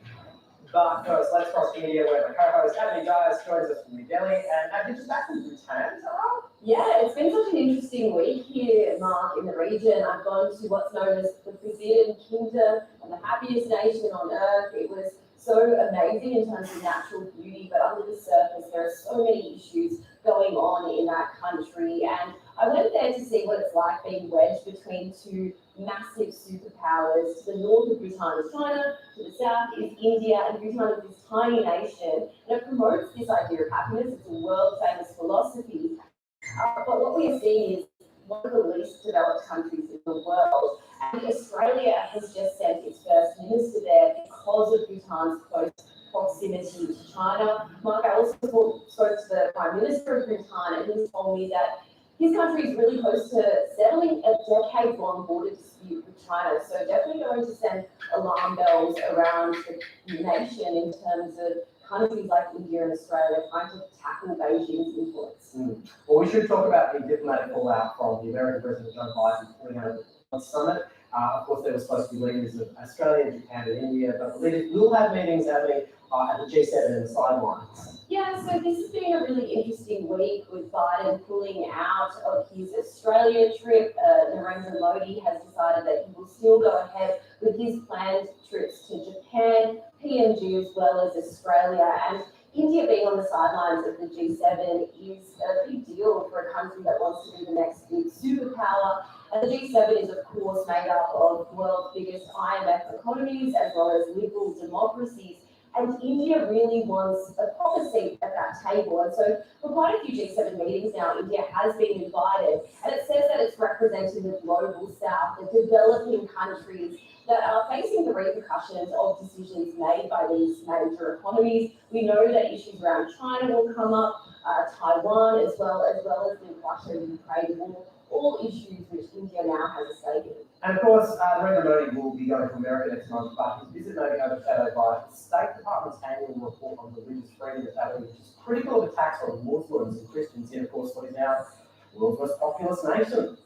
That's right, and Mark, as we've spoken about a lot on this show, the Indian government has been criticised by a lot of human rights groups, minorities here in India for its Hindu nationalist policies and its treatment of especially the Muslim and Christian minorities, its policies which seem to discriminate, according to critics, of those various religious groups. Modi is, of course, going to an election this time next year, so it's a really critical time. But what's been interesting is that representatives from the US have made some criticisms in regards to those religious issues, and that will coincide with this trip that is coming up next month. But in terms of his trip to Australia, one that he's still committed to when the other Quad leaders have dropped out, that's a really good sign for the Australian government, because what we see is this continual coming together of those two countries.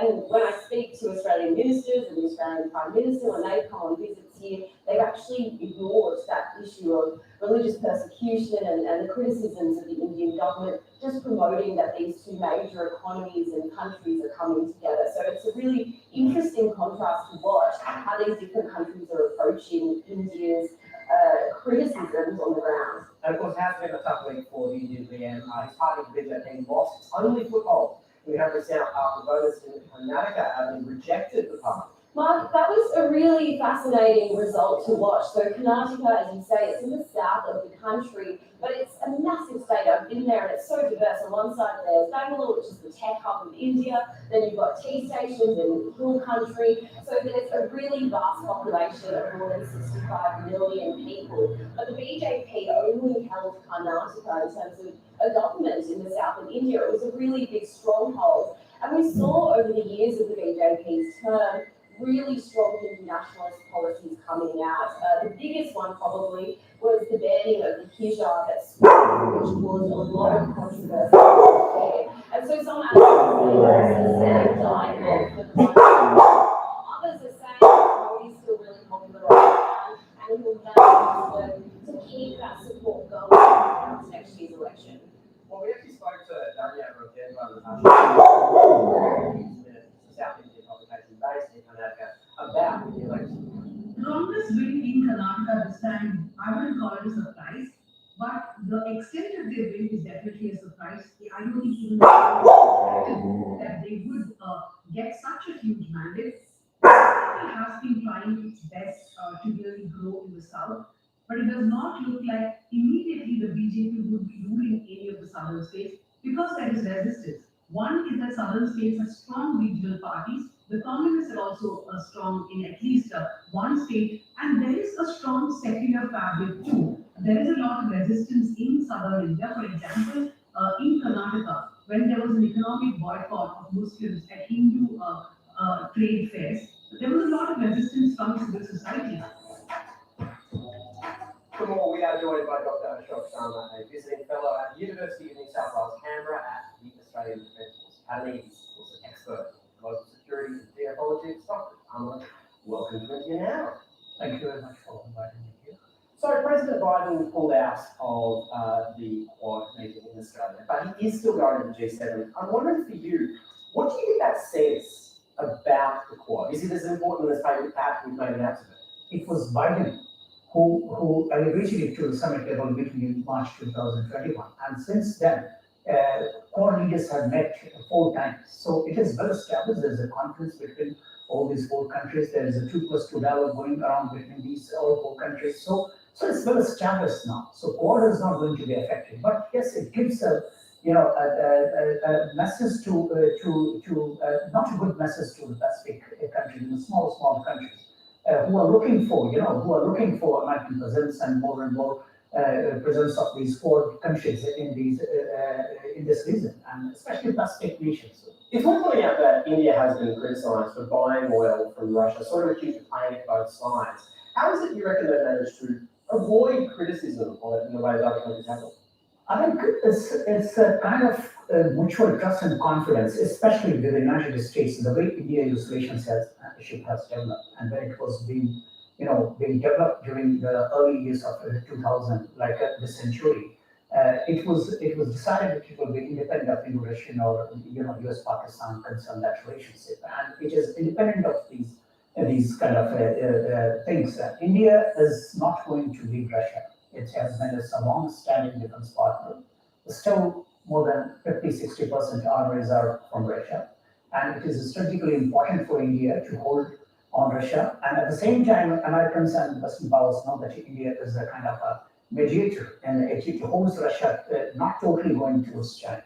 So this is a kind of a very I would say a balancing strategy, where if India leaves Russia, then Russia, China, Pakistan all together coming, it will be trouble for India. Why should India leave Russia? So this has been conveyed very well by Indian authorities to all the core leaders, and they understand India's strategic position. It does seem like the Modi government puts a lot of effort into the Indian diaspora around the world. And I'm curious why. Like, why does that matter so much to the Indian government? Economic reason is that it comes from remittances. India is the highest recipient of remittances all over the world. It's through its diasporas. It has a fourth highest foreign exchange reserves, and for 570 around that. And out of that, around 70 to 80 billion dollar comes from its remittances every year. India sends, I think, 2.5 million people every year. They go out, that's highest, and it has 32 million diaspora across, including NRIs, non-resident Indians, who are Indian citizens, but they are living outside, PIOs, and Indian ancestry, or those who have citizenship of different countries. So if you look at the entire thing, this is one that India obviously has to look to its diaspora. They are attached to India, but another economic angle is there, and you can see the remittances coming in, and the kind of bridging role they play between India and the United States is an extraordinary thing. I cannot leave without asking you about one thing that I'm extremely fascinated by. We know the Indian government is particularly keen on huge repatriation of its artifacts from around the world, and crucially among that is the Kohinoor Diamond, which is in the Crown Jewels in the UK. Why does Modi want the Kohinoor back so badly? Why do you think it's important there? I think it's more of a private, like we have, BJP comes with a kind of revivalism and a bit of pride and that kind of foreign policy. If you look at the BJP manifesto, a rightful place in the world. So they think that, we have been done, we made with the injustice for 200 years, economic exploitation from richest country to one of the poorest country we became, and then so we are de-merging, so let's take some symbol, and so maybe that could be one of the reasons that they need that Kohinoor back. But when he gets it back, what's he going to do? Because it comes from the fort of Lahore. He's going to have to work out what he does with it. If he ever gets it back, I remain skeptical whether he'll ever come back. It's just it will be, we got our back. It's just, I said that it's a bit of revivalism, but it's not a very negative sense. It's just like, give us back our place. That's what India is trying to re-emerge in the world. And India it's not like a rightful place in the world was in 2014 manifesto of BJP, but now it is changing into a meaningful role in the global affairs. Okay, so it is lovely to talk to you. Thank you for joining us on India Now. Thank you very much for having me.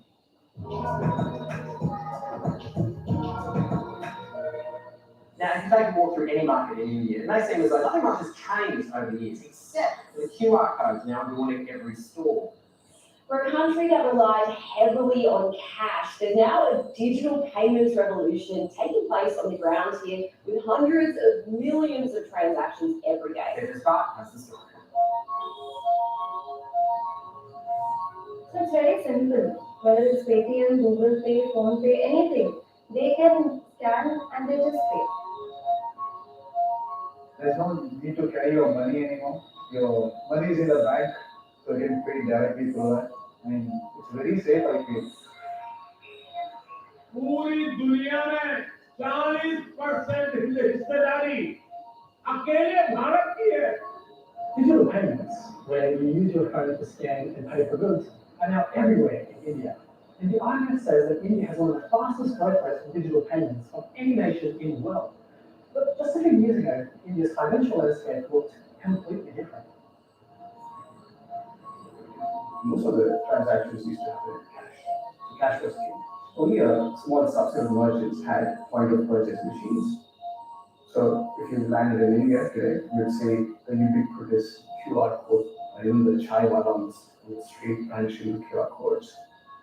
So what were some of the factors that led to the massive uptake of digital payments? My PNB UPI app has made sending and receiving money convenient and simple. All of this has been driven through a slew of government-initiated programs, especially the Digital India program and the adoption of digital payments. But the idea of digital payments really took root post-demonetization. Back in 2016, the government declared the 500 rupee and 1000 rupee banknotes invalid. Citizens could hand in their old banknotes in exchange for new ones.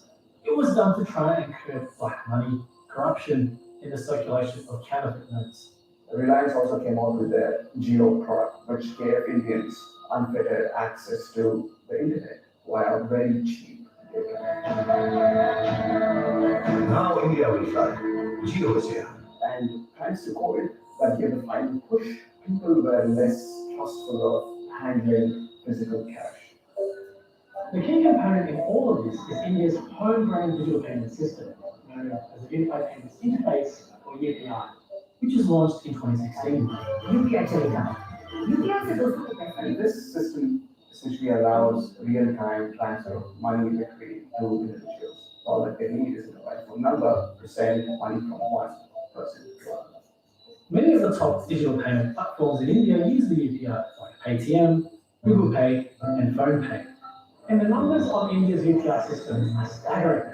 In the month of March alone this year, there were more than 8 billion transactions recorded at a total value of over 250 billion Australian dollars. ನಮ್ದು ನೆನಪಾಗಲ್ಲ stock ನಾವು ಅಂಗಡಿ ಮಾಡಿ 3 ವರ್ಷ ಆಯಿತು 3 ವರ್ಷದಿಂದ digital payment ನಾವು ಜಾಸ್ತಿ transaction ಮಾಡ್ತಾ ಇದ್ವಿ ಇದರಲ್ಲಿ ಅಡ್ವಾಂಟೇಜ್ ಏನಂದ್ರೆ ಇದು ಸ್ಕ್ಯಾನ್ ಮಾಡಿದ ತಕ್ಷಣ ನಮ್ಗೆ ಒಂದು ಮೆಸೇಜ್ ಬರ್ತಾ ಇದೆ ಮತ್ತೆ ಒಂದು ಸೌಂಡ್ ಬಾಕ್ಸ್ ಕೊಟ್ಟವ್ರೆ ನಮ್ಗೆ ಎಷ್ಟಾಗಿದೆ ಅಂತಾನು already When it came to the cash business, earlier we had no clue. What was the income? What was the outcome? In cash business, it's like 1 or 2 rupees is a big headache. But in some parts of the country, cash is still king. ನಾವು ಸುಮಾರು 2 ವರ್ಷದಿಂದ ಇದರ ವ್ಯಾಪಾರ ಮಾಡ್ಕೊಂಡಿದ್ದೇವೆ ಸೊಪ್ಪು ತರಕಾರಿ ನಾವು ಅದಕ್ಕೆ compare ಮಾಡ್ಕೊಂಡ್ರೆ ಈಗ ನಡೀತಾ ಇರೋ ಬಿಸ್ನೆಸ್ ಅಲ್ಲಿ ಪ್ರತಿಯೊಂದು ಡಿಜಿಟಲ್ ಆಗಿರೋದ್ರಿಂದ ಕೆಲವು ಟೈಮಲ್ಲಿ ಚೇಂಜ್ ಬಗ್ಗೆ ಯೋಚನೆ ಮಾಡಿದಾಗ ಏನಾಗುತ್ತೆ ನಮ್ಗೆ ಅನುಕೂಲ ಅನ್ಸುತ್ತೆ ಆದ್ರೆ ಮಾರ್ಕೆಟ್ ಅಲ್ಲಿ ನಾವು ಹೋಗಿ ಅದನ್ನ ಮತ್ತೆ ಟ್ರಾನ್ಸ್ಫರ್ ಮಾಡ್ಬೇಕು ಅಂದ್ರೆ ರೈತರ ಹತ್ರ ನಾವು ನೋಡ್ತೀವಿ ರೈತರ ಹತ್ರ ಫೋನ್ ಪೇ ಇರಲ್ಲ ಗೂಗಲ್ ಪೇ ಇರಲ್ಲ ಅಲ್ಲಿ ನಾವು ಕ್ಯಾಶ್ ಕೊಡ್ಬೇಕಾಗುತ್ತೆ ಇಲ್ಲಿ 10 ರೂಪಾಯಿ 5 ರೂಪಾಯಿ ಕೊಡ್ತಾರೆ ಅವ್ರಿಗೆ ನಾವು ಚೇಂಜ್ ಕೊಡ್ಬೇಕಾಗುತ್ತೆ ಆ ಟೈಮಲ್ಲಿ ನಿಮ್ಗೆ ಪೇಟಿಎಂ ಅಂತ ಮಾಡಿದಾಗ ನಮ್ಮಲ್ಲಿ ಚೇಂಜ್ ಇರೋದಿಲ್ಲ ಆ ಚೇಂಜ್ ಇಲ್ಲ ಅನ್ನೋ ಕಾರಣಕ್ಕೆ ನಮಗೆ ಬಿಸ್ನೆಸ್ ಇರೋದಿಲ್ಲ. A lack of access to smartphones, awareness of digital payment services, and the knowledge of how to use these services can widen the urban-rural divide. When we take large-scale digital transformations, such as the Digital India program, for instance, there could potential digital divides that might emerge because not everyone has the capabilities and skills to benefit from these growth opportunities. So hopefully, going forward, everyone will benefit from India's growth story. I mean, from the time digital payments have started, it's just grows, no cons at all. Abhishek ಅನುಕೂಲ ಆಗಿರ್ಬೋದು ಆದ್ರೆ ನಮಗೆ ಏನಾಗ್ತದೆ ಈಗ ನಾವು ನಂಬ್ಕೊಂಡ್ರೆ ಚಿಲ್ಲರೆ ಕಾಸು ಇದನ್ನ ನಾವು ಆನ್ಲೈನ್ಗೆ ತಗೊಂಡು ಎಲ್ಲ ಬ್ಯಾಂಕಿಗೆ ಹೋಗ್ತಂದ್ರೆ ಆ ಚಿಲ್ಲರೆ ಕಾಸು ನಮ್ಗೆ ಸಿಗೋದಿಲ್ಲ ಕಷ್ಟ ಅಂತ ಅನ್ಸುತ್ತೆ. India is believed to be the home of the world's largest LGBTQIA community and some 135 million but the country remains conservative when it comes to marriage. However, that conservative about to change. In a landmark case, a group of 18 same-sex couples petitioned India's Supreme Court to legalise same-sex marriage. The court is expected to announce its decision in the coming days. Now, if it's successful, it will be another milestone in the fight for equal rights for India's minorities. The Supreme Court decriminalised same-sex relations back in 2018, and in 2014, it recognised India's transgender community as a third gender. One of the campaigners for change is activist Lakshmi Narayan Tripathi. Her organisation, Astitwa, led the fight to recognise the rights of trans people across India. And she says it's a battle that's far from over.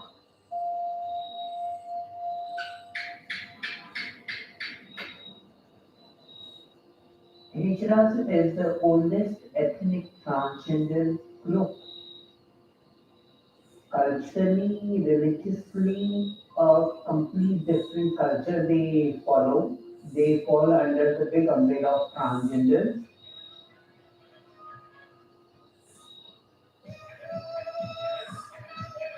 In Pakistan, they are known as Sarai Khwajas.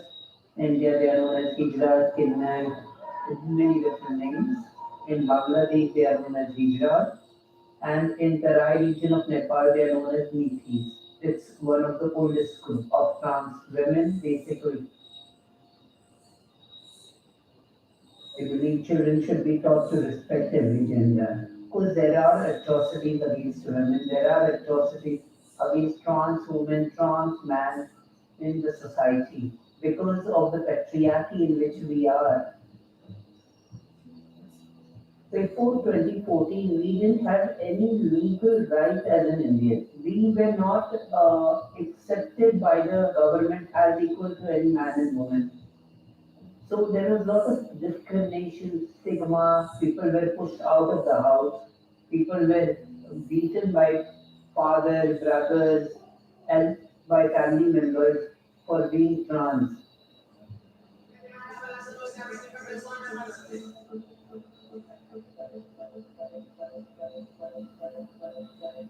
Traditional work of the Hijras are basically blessing when a child is born, blessing when there is a marriage happening. Then people are into begging on the streets. People are also into sex work.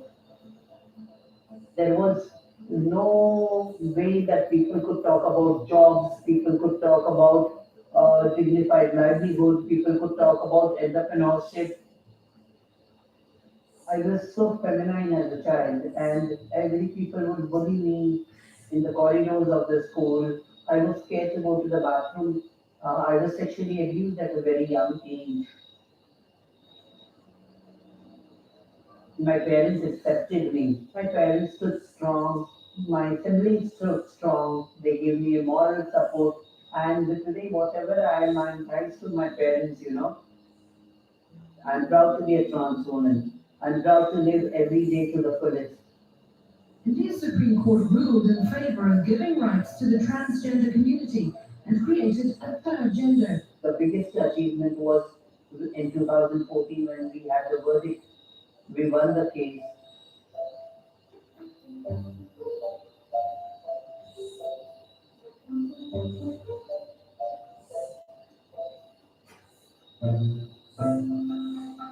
When it becomes legal somewhere, things change. There is lot more to change and there is a lot of way to go.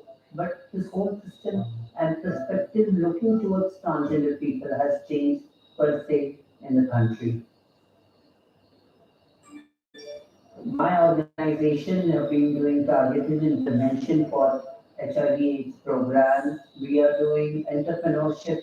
We have employed 450 targeted people across different genres of work. We train them and we employ them.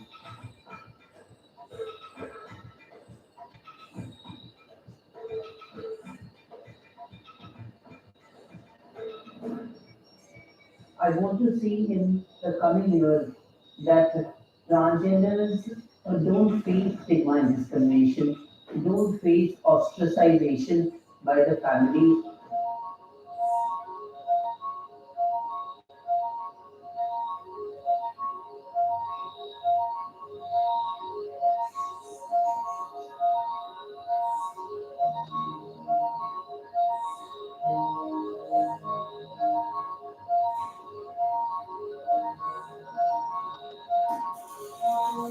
ongoing process of advocacy, it's ongoing process to bring down the stigma and discrimination, and still there is lot more to be done, and our organization is still working on it. Tigers were once in abundance across India, but like many of the world's exotic animals, hunting and habitat loss led to a decline to the brink of extinction. Right, now thanks to recent conservation efforts, tiger numbers have finally started to edge back up. But what's that conservation mean for the indigenous communities who lived alongside the animals for centuries? And look, just a warning, this story does contain images that some viewers may find disgusting.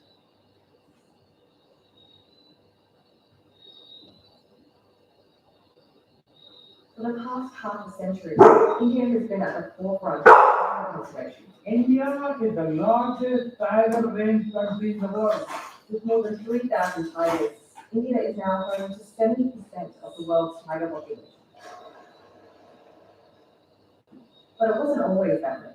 Tigers were being decimated due to hunting, both by the Indian royalty and the British. And throughout the period, there was a huge amount of deforestation. There was no legal framework to protect wildlife. Hunting and habitat loss reduced tiger numbers from 40,000 at the beginning of the 20th century to less than 2,000 by 1970. We were in a situation that we have lost probably all wild tigers. Hunting was finally banned in 1972 after a census showed India's tigers were fast going extinct, and Project Tiger was launched by Prime Minister Indira Gandhi a year later. Project Tiger was born to protect the land of the tiger. 9 tiger reserves were specified at that time, representing different ecological systems. And in 1972, the Wildlife Protection Act set up a strong legal framework to protect tigers. India is a country where protecting nature is a part of culture. But while India can now boast the world's highest number of tigers, it also has the world's highest level of tiger poaching. No tiger is safe as long as there's demand for tiger products. Its bones, its whiskers, tennis for heaven's sake, everything for traditional Chinese medicine. But tiger conservation has come at a cost.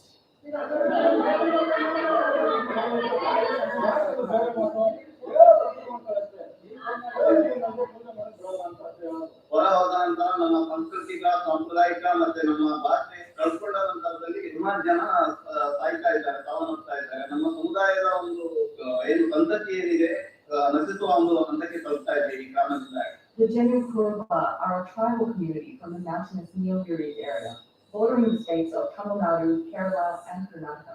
They say they've been displaced by tiger conservation and forced into laboring for local farmers. ಹೊರಬಂದಂತವರು ಇವತ್ತಿಗೆ ಕೊಡಗಿನ ಒಂದು coffee ತೋಟದ ವೈನರೆಯ ದೀರ್ಘಕಾಲಗಳಾಗಿ ಬದುಕುವಂತ ಒಂದು ಪರಿಸ್ಥಿತಿ ಇದೆ. There is in fact a study from Chitwan that show that tigers and people use the same landscape. Tiger uses the night, and people by day. And while the custodians of the forest are being evicted, thousands of tourists are welcomed. They have invited investment from businesses in tiger conservation. There is this huge investment in camera traps, in estimation of machineries, drones. So these are, in some sense, a modified landscape. Ecotourism is another big earner of revenue. Shivu says he wants to go back to a life where indigenous communities and tigers live together. ನಾವು ಇಲ್ಲದೆ ಈ ಅರಣ್ಯ ಪ್ರದೇಶವನ್ನು ಉಳಿಯೋದಕ್ಕೆ ಅಂತೂ ಸಾಧ್ಯನೇ ಇಲ್ಲ. ಅರಣ್ಯ ಇಲ್ಲದೆ ನಾವು ಸಹಿತ ಬದುಕಲಿಕ್ಕೆ ಆಗಲ್ಲ, ಜೊತೆಲಿ ಪ್ರಾಣಿಗಳು ಇಲ್ಲದೆ ನಾವು ಸಹಿತ ಬದುಕಲಿಕ್ಕೆ ಆಗಲ್ಲ. Critics say India's conservation policies are heavily influenced by American environmentalism and prejudice against indigenous communities. This has a colonial history because you have a bureaucracy that is trained, hierarchized, and set up by the British. And India is a deeply caste-based, racialized society and follows a long legacy of protection under the British, beginning in the 1880s, when they reserved forests for timber. And these reserve forests were then converted to wildlife sanctuaries following the Yellowstone model of forest conservation. The 2006 Forest Rights Act legally recognized the rights of communities to live in forests and manage the land. But some experts say it's not that simple. the strategy for tiger conservation is that the core areas of tiger reserves be undisturbed. And this is scientifically established that tigers do need undisturbed spaces for successful breeding. But it's very complex living with tigers. One of my research sites, we have 40 to 50 people killed every year by tigers. And adding to the squeeze on both tribal land and tigers is the larger issue of encroachment. Indigenous communities all over the country have had land wrested by private companies, developers, and even state governments, all keen on rapid urbanization. But Shivu says he and his people won't give up the fight to reclaim their land and their way of life. ಅರಣ್ಯದಲ್ಲಿ ನಾವು ನಮ್ಮ ಒಂದು ಸಾಂಪ್ರದಾಯಿಕ ವಾಸಸ್ಥಾನ ಆಗಿರುವಂತಹ ಪ್ರದೇಶದಲ್ಲಿ ನಾವು ಮತ್ತೆ ಕಾಡು ಜೊತೆಯಲ್ಲಿ ಕಾಡಿನ ಮಿಕ್ಕಗಳು ಅಂತ ಹೇಳಿದ್ರೆ ಪ್ರಾಣಿಗಳು ಅನ್ನೋದು ಏನಿದೆ, ಆನೆ, ಹುಲಿ, ಕರಡಿ, ನಮ್ಮ ಹಿರಿಕರು ಅದನ್ನೇ ಆರಾಧಿಸಿ ಅದನ್ನೇ ದೇವರು ಅಂತ ಹೇಳಿ ನಾವು ನಂಬ್ಕೊಂಡು ಬಂದಿರುವಂತ ಸಮುದಾಯ. And that's all we have on the show tonight. Next week, we are all aboard the Modi Express. The new Prime Minister will be riding Australia, and sacred cattle apparently causing religious chaos. That story will be explained next week.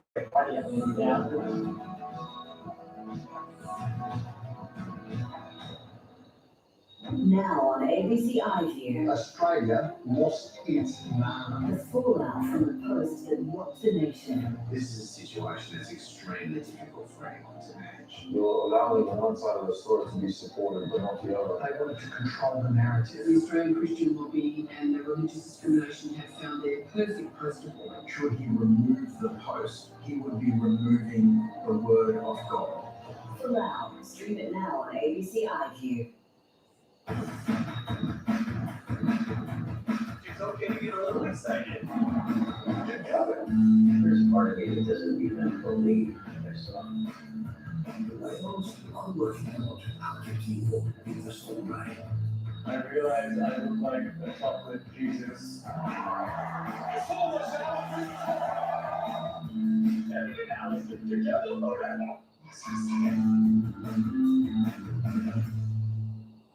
Tuesday, hitch a ride with acclaimed author Tim Winton to see the connections that sustain a natural wonder. This is one of the pivotal pieces of the puzzle. Ningaloo, Tuesday on ABC TV and ABC iView.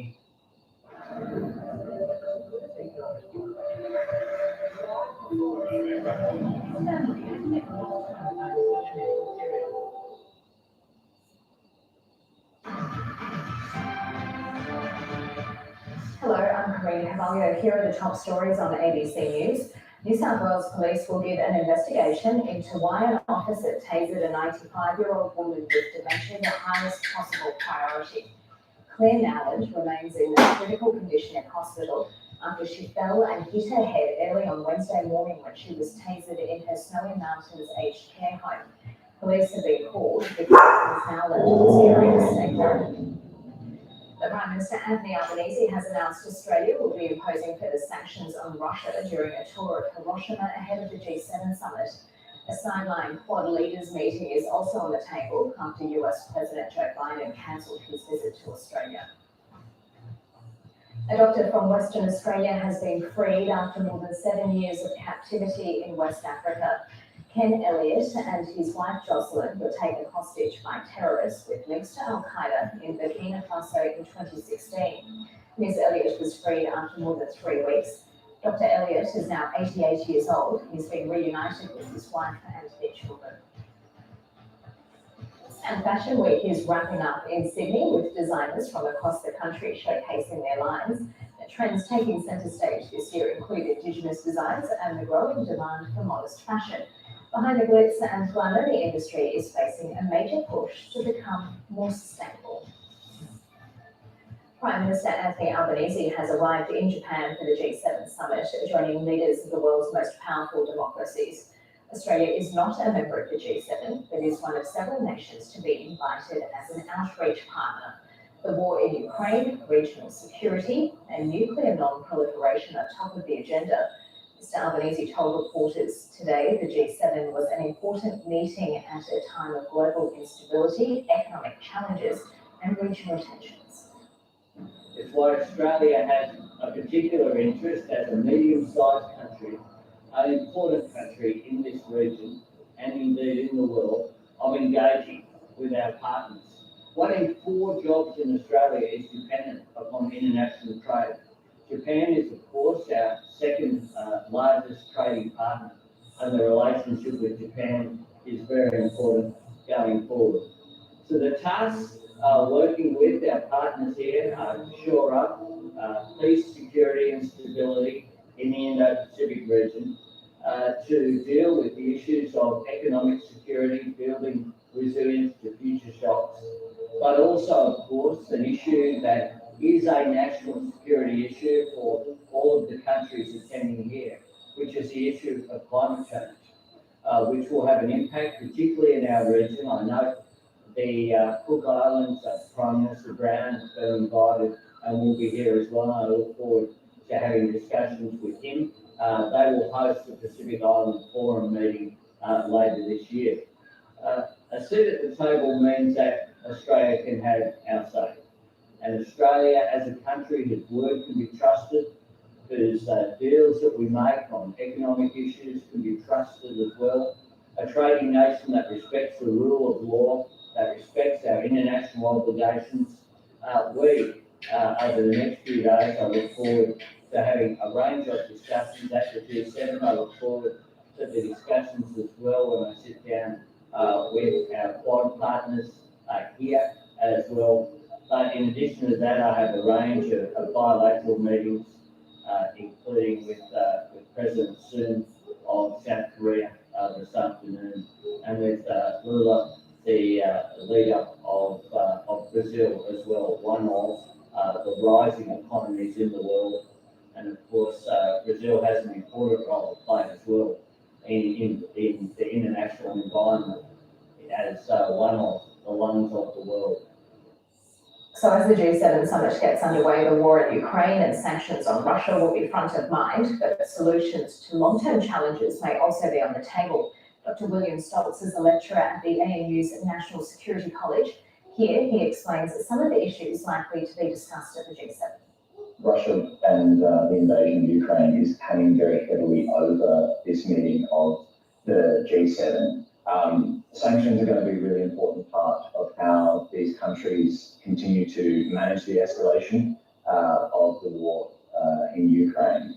But in addition to this issue, there will, as the Prime Minister was making his remarks there will be issues related to climate change, managing the global economy, and particularly tensions around China's increasingly aggressive behaviour in the region as well.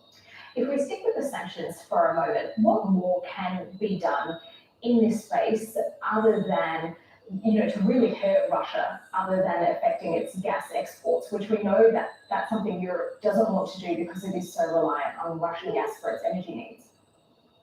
Look, this is the great challenge. It's important that these G7 economies continue to place an emphasis on sanctions, but the reality is that we are now in the second year of this conflict. Many of the levers that we pulled with sanctions have already been pulled. Russia's been able to adapt an adaptable regime that has dealt with sanctions for a very long time in the past. And so there is an open question about how much more use and how much more utility can be derived from altered or increased sanctions. Will Ukraine's President Volodymyr Zelensky fly to Japan for the summit? Initial reporting is suggesting that he will attend in person, which is fairly significant. He's been travelling around the world quite actively at the moment, which is really important, obviously, to show the cohesion and the strength and stability of his government in the face of the continued Russian attacks on his country. But it's also really important for him to be there in person at a leader level to advocate for the aid that he's seeking. And obviously, both the aid to the ongoing resistance effort will be a big agenda item for this G7, but also looking beyond that to the reconstruction and rehabilitation of the Ukrainian economy.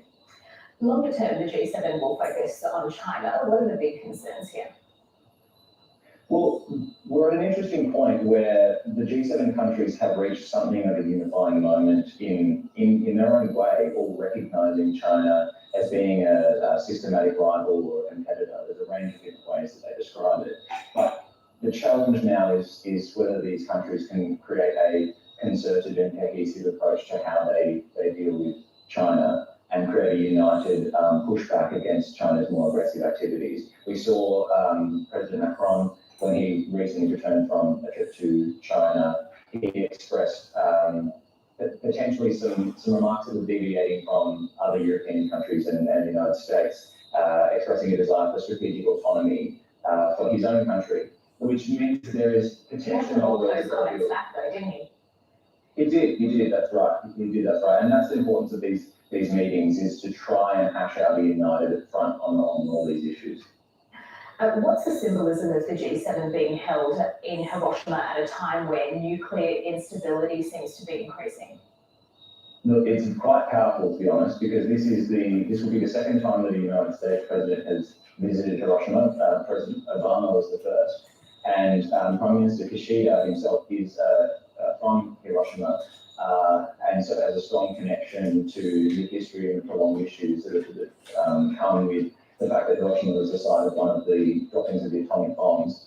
And when we are seeing Russia's posturing and threats of nuclear escalation coming over Ukraine, it will focus the mind of the G7 leaders on the need to manage nuclear escalation and to respond accordingly, though, to Russia's quite irresponsible threats to use things like tactical nuclear weapons. So there will be significant pressure on G7 leaders to be able to navigate these nuclear issues. William Stoltz speaking to us earlier. At least 145 people are now known to have been killed by Cyclone Mocha in Myanmar, according to military authorities. Wind gusts of up to 250 kilometres an hour have brought down communications in the country's Rakhine state. It's believed the vast majority of those killed in the state were Rohingya Muslims. Authorities had evacuated more than 60,000 Rohingya sheltering in 17 refugee camps in the region. As national debate over a voice to Parliament continues, Victoria is forging ahead on its journey towards a state-based treaty with Aboriginal people.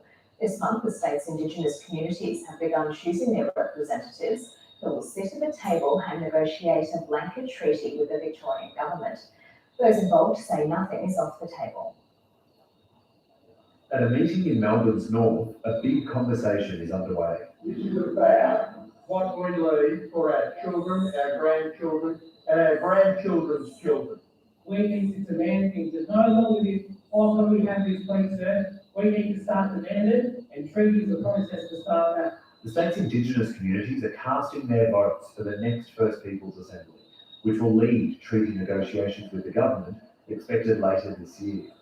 Negotiations will be overseen by a treaty umpire, and there's a self-determination fund to put Aboriginal communities on a more equal footing with the state.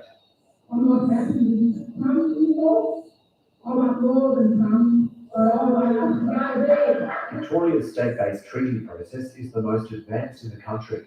Candidates for the next assembly say it's a chance to overturn the intergenerational disadvantage that flowed from colonisation and reset the relationship between the state and Indigenous people. It's about making sure that they're not just continually making little changes to white systems, but actually making our own. How radically a treaty might change the distribution of power between the state government and Indigenous communities remains to be seen. But candidates say things like a cut of government revenue and the ability to veto activity on culturally sensitive land should be on the table. At the moment, the government sits there and they make a whole lot of decisions which directly affect us, our people, our community, our land and our wood. And that's not right. A community choosing its champions to seize a historic chance for change. Joseph Dunstan, ABC News. The mother of a nursing student who was murdered in South Australia's outback has told a court she's been tormented by her daughter's killing. Tarajot Singh admitted kidnapping and murdering Jasmine Kaur in 2021 after she rejected his multiple marriage proposals. A tormented mother who travelled from India to face her daughter's murderer. Rajput Kaur detailed in a victim impact statement the distress of losing her daughter. I go through a terrible sequence of events. I wonder when she realised she was in mortal danger. There was no one to rescue her. She spent her last hour on this earth with the worst of humanity. Jasmine is gone and I am heartbroken. She was a precious little girl. Jasmine, an aged care worker and nursing student, was reported missing after working a shift at the Southern Cross Aged Care Home in North Clinton in Adelaide's southern suburbs. Her body was found in a shallow grave in the Flinders Ranges. Miss Core said her daughter had been handcuffed and unable to defend herself with no one to rescue her. Her siblings told the court they were not even halfway through their lives together when their sister was taken away. 22-year-old Tara Singh initially denied involvement, but could face a life sentence after later pleading guilty to the killing. The court heard Tarek Singh was obsessed with Jasmine Kaur. He wanted to force her to marry him, but when she rejected his advances at least 100 times, he kidnapped and murdered her. The case will return to court in July. Shari Hands, ABC News, Adelaide. The global emergency might be over, but COVID cases are on the rise again. In New South Wales, more than 100 aged care homes are grappling with outbreaks, while some understaffed schools have been forced to bring back remote learning. Winter is coming and viruses are warming up. The three main ones we're worried about are COVID, influenza and RSV. Liverpool Girls High School in Sydney's West was much emptier today, with staff off sick. Hundreds of students were directed to learn from home. At the moment, we're in the middle of a teacher shortage and every school is finding it hard to get casual teachers to cover short-term relief. Almost a dozen state schools brought back remote learning for part of the week, including Orange High. The government stresses it's a last resort. My instructions to the Department of Education have been very clear that this government's expectation is that home learning is a thing of the past. We need our children in our classrooms learning. This aged care centre, a few blocks away, is also dealing with the spread of COVID. According to the latest figures, there are outbreaks at 140 facilities in New South Wales. This wave's been a bit more grumbly in characteristics, so it hasn't been that sort of rapid increase. Cases in the community are up from 8,500 in March to 14,700 this week. As of yesterday, more than 1,300 people were in hospital with the virus, in a wave largely driven by Omicron subvariant XBB. It probably is more infectious, it probably does transmit more, but it doesn't seem to cause more serious illness. With fewer tests being reported, authorities have less data and waves of COVID are becoming harder to predict. The Chief Health Officer says winter helps all respiratory viruses spread more easily, but would not put a timeline on the peak of this latest Omicron wave. The modelling is highly uncertain at the moment. The only certainty, COVID is here to stay. Alexander Lewis, ABC News, Sydney. Unions, human rights advocates and conservation groups have lashed out at new laws in South Australia, which massively increase the penalties for disruptive protesters. The state government and opposition are standing by the changes, but critics say they've been rushed and will restrict people's rights. The actions of Extinction Rebellion protesters have been felt across the city this week.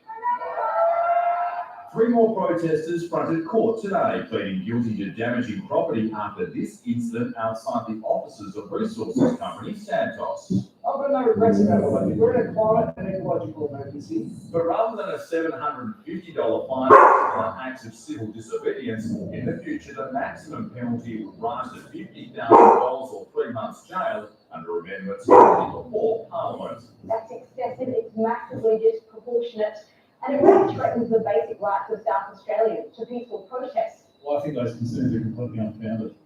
This was a long overdue update to these laws. The new penalties passed Parliament's lower house with bipartisan support in less than an hour yesterday as protesters gathered outside. The changes and their quick passage drawing backlash from groups. These chilling effect on community protest action is being a rush without from the Law Society, people dealing with protest laws, protest groups, and the union. The entire purpose of changes is to work down on people exercising rights to demonstrate and protest, and we have no idea where that might be. The Treasurer says the reforms are a food protests. The purpose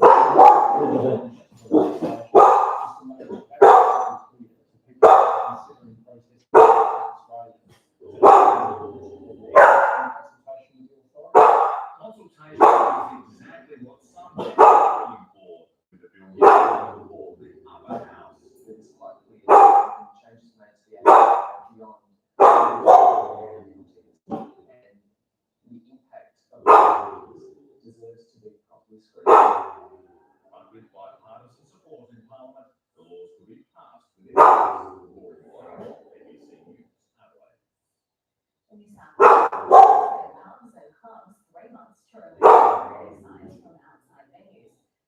advertising signs for poker machine were in an effort to reduce harms from gambling. The government introduced legislation to Parliament last week that would ban clubs with pokies from donating to political parties. Gambling reform advocates say stronger policies like cashless gaming cards are needed if the government is serious about change. I think nobody's fooling anyone when we hear that the first line of call is looking at the flashing lights outside the venue. It's about what to start moving out. With communities stirred up crime across the Northern Territory, police have relaunched efforts to build relationships with the general public. A fortnightly Coffee with the Cop event will be held in towns throughout the NT as officers make themselves accessible to the community they serve while addressing an ongoing crime crisis. In Darwin's northern suburbs, cops tend to be on their feet responding to crime, but this morning they were sat for a coffee, the acting commissioner shouting hot drinks for Corona residents. It's about being available, it's about being here to listen to concerns and actually care about the people and the residents of the Northern Territory.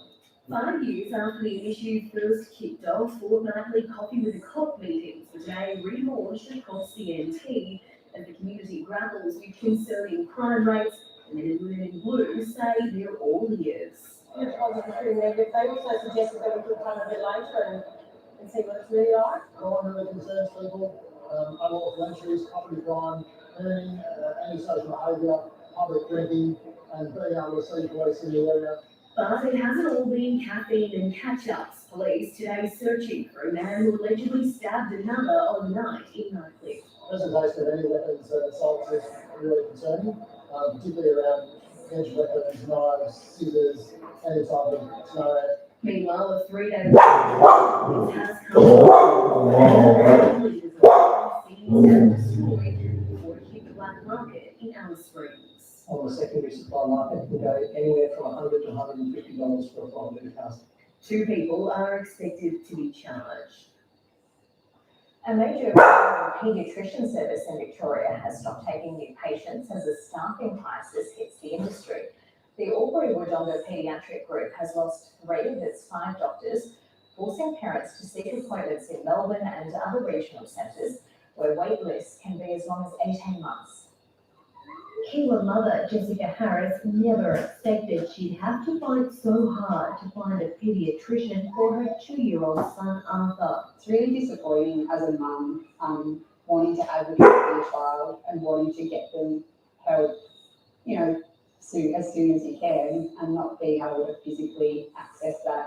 With no local appointments available, they've been referred to paediatricians from Wagga Wagga to Melbourne and even sought help from Singapore via telehealth.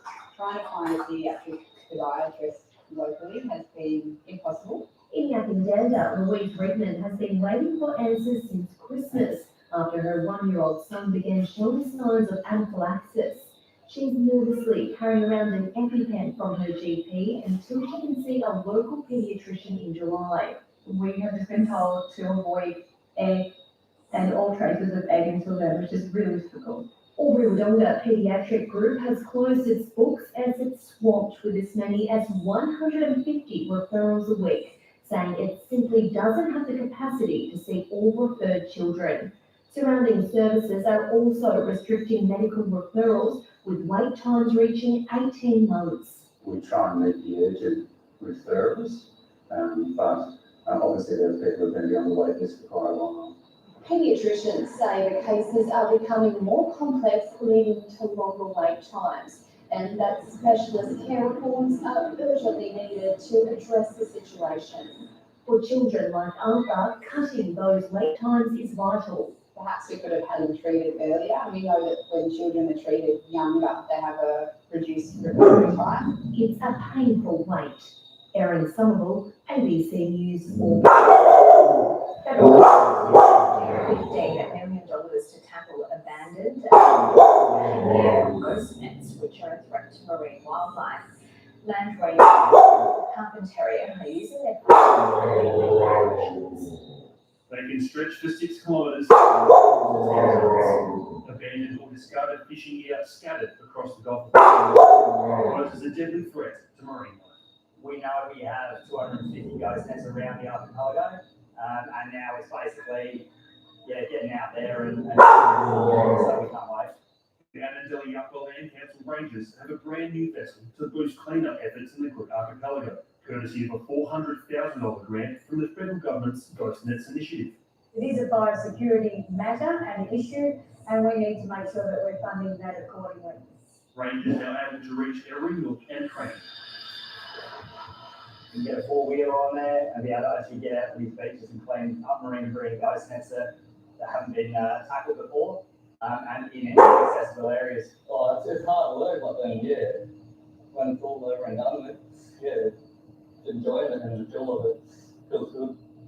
Especially knowing that taking care of country is good. While the Rangers are looking for ghost nets on the ground, they'll be getting some help from the skies. The North Australia Centre for Autonomous Systems will be using this drone in tandem with satellite imagery and artificial intelligence to make sure the Rangers know exactly where they need to look for these ghost nets. The drone will glow and it'll fly around the coastline, so it'll be a net, it'll come back, and we'll be able to play the detailed map then to the Rangers groups. While the Rangers on Brute Island work to clear the mess, they hope the government will tackle the problem on the other end. The focus on diplomatic and working relationships and working with our neighbours to the north will be key in managing this issue in the future. Those conversations with Indonesia and other countries to look at how do we all work together. Securing the biodiversity of marine life for years to come. Daniel Litchens, ABC News. Ultra marathon runners have hit the trail as the West Max Monster Running Festival gets underway in Central Australia. The event will see participants navigate the rough and tumble of the Larapinta Trail, with just a handful of daring individuals taking on the full 230 kilometres. For most, it's a bucket list walk through pristine nature, but for these 16 thrill seekers, it's a race against the clock. Runners pushing their minds and bodies to the limit in the hope of conquering the full length of the Larapinta Trail in the breathtaking Chorrtjin National Park. And for some, it's not the first time they're taking on the grueling trail. The last 2 years, doing the 230 just can't even cut off both times, so a little bit. It was a challenge, and it's something that I haven't been able to achieve yet. So, but I'd be disappointed if I didn't give another go. Starting with a steep ascent up the NT's fourth highest peak, Mount Sonder, it's the ultimate challenge of endurance in an unforgiving landscape. Every step is rocky. Every step has got rubble or a little cliff edge or a hill or a spinifex clump, a trip hazard, and they have to watch their step and their mental capacity to survive and concentrate for up to 60 hours non-stop is what they're really facing. Months of training and preparation proving essential in the lead-up, and a strong game plan to get the job done. I try and keep cruisy on the first day and then see how we go from there. Maybe hopefully make up some ground during the night when it's a bit cooler. Hopefully not. And for those looking for an easier run, options for a 128-kilometre challenge right through to a 5-kilometre fun run will also be on the cards. Lee Robinson, ABC News. Time for a check of the weather. It's going to be a dry Saturday. In the east, because that's higher than before. Another weakening cold front. We have a coastal trough through South Australia and Victoria, for a few more showers on the way. It will be sunny in Brisbane, Sydney, Perth, and frosty morning for Canberra, then cloudy. Showers in Melbourne and in Adelaide. Showers, shower or two at night. Then on Sunday, more sun for Brisbane, will be mostly sunny, and in Sydney and Canberra, partly cloudy. And a morning shower or two in both Hobart and Melbourne. Andy Rourke, the bassist for iconic English rock band The Smiths, has died at the age of 59. Former bandmate Johnny Marr confirmed the news, saying Rourke died after a lengthy illness with pancreatic cancer. The Smiths formed in the early 1980s and became one of Britain's most influential bands before breaking up in 1987. Rourke played as part of a supergroup called Freebase and recorded music with The Pretenders, Sinead O'Connor, and Aziz Ibrahim. Remember, you can keep up to date at news.abc.net.au and on ABC iView. That's ABC News for now. I'm Karina Cavalier. Thanks for your company. I'll be back on Monday morning. Hope you can join me then.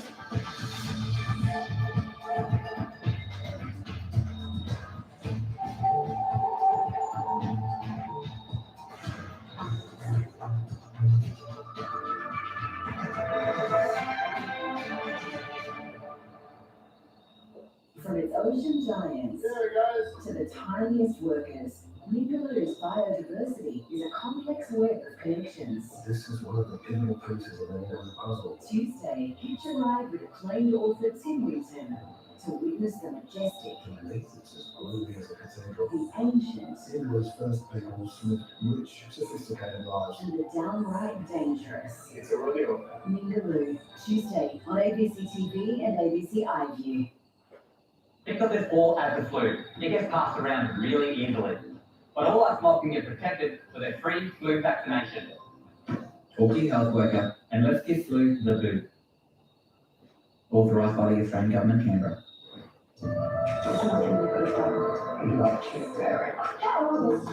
You're dead, man. Yeah, but I'm back for an encore in apparition form. Okay, I'm going crazy. Who are you talking to? I can't decide on which word best captures my pain that stings and cough. To get this right, it's my chicken out of intro. In what world are you landing? Well, goose eyes, so. Hidden Limbo starts Wednesday at 9 on ABC TV and ABC iView. Good people, we stand here in solidarity with the two flappy things on the side of our head. All those in favour of a great range of music, they with the podcast that did our scientific facts, so right. Next year with your people, with the heart back to life, stay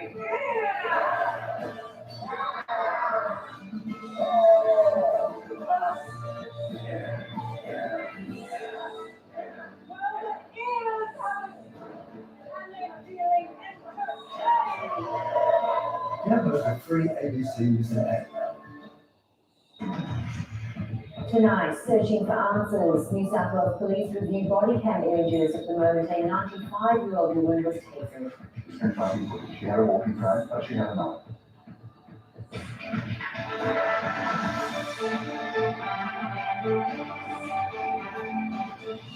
An Australian doctor was freed 7 years after being kidnapped by terrorists. The Prime Minister at the G7 summit in Japan as the UK and Australia announced fresh sanctions against Russia over the war in Ukraine. And Project Youngway, the next generation of designers shine at Australian Fashion Week.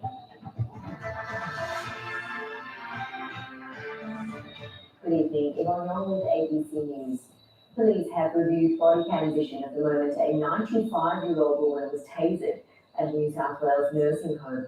They say the vision is confronting and shows Claire Mallon holding both a walking frame and a knife when a senior constable of 12 years fired his stun gun. The great-grandmother is still in a critical condition, while advocates for older Australians are outraged. A Solomon Assistant Commissioner was left to explain how a frail elderly woman ended up in hospital with life-threatening injuries. At the time she was tasered, she was approaching police. But it is fair to say at a slow pace. She had a walking frame, but she had a knife. Police and ambulance officers were called to Urani Lodge at Cooma in the early hours of Wednesday morning, where Claire Nowland had taken a serrated steak knife from the kitchen. Negotiations commenced with Claire to essentially drop the knife. For whatever reasons, Claire did. Shows her being tasered in a treatment room where she and hit her head. The incident in totality is captured, both audio and visual, and I have seen it, and I understand what I've seen. Do you agree that it was confronting police? It is confronting footage. The homicide squad is investigating, and the status of the officer involved is under review. No officer, not one of us, Isabel Belong. I cannot imagine anything worse than a 95-year-old woman on a walking frame with a steak knife being viewed as a homicidal, axe-wielding maniac. It shouldn't take this kind of instance for them to actually do something to make some drastic changes in the way in which they're responding. Claire Nowland remains in Cooma Hospital in a critical condition. She's been in and out of consciousness, according to family members who haven't left her bedside since Wednesday. In Cooma, locals are still shocked. They shouldn't have paid you, but I find it really quite disturbing, actually. A family and a community in need of answers. Adrian Reardon, ABC News, Cooma. The Prime Minister has announced fresh sanctions and an export ban aimed at Russia's economy to slow the Kremlin's war machine in Ukraine. The new measures were announced as Anthony Albanese touched down in Japan ahead of a meeting of the world's most powerful democracies at the G7 summit, which also learned of a surprise guest who could soon arrive from Kiev. From Hiroshima, here's North Asia correspondent James Overton. After being snubbed last year, Australia is making up for lost time, reminding everyone why we deserve a place as a guest. A seat at the table means that Australia can have our say. And Australia as a country, whose word can be trusted, whose deals that we make on economic issues can be trusted as well. A trading nation that respects the rule of law. Economic security, climate change and artificial intelligence, just some of the issues that will be addressed. This year's setting is no accident. Hiroshima, the city once decimated by war, now hosting leaders of the world's most powerful democracies and a special guest, Ukraine's wartime leader Volodymyr Zelensky, confirming he'll be visiting the summit on Sunday.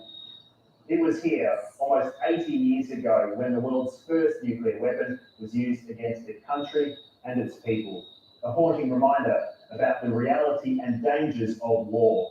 One leader that understands this threat better than most, Ukraine's President Volodymyr Zelensky, having endured threats from Russia about their potential use. G7 leaders paid their respects earlier in the day, remembering the tens of thousands who died in the atomic bomb detonation.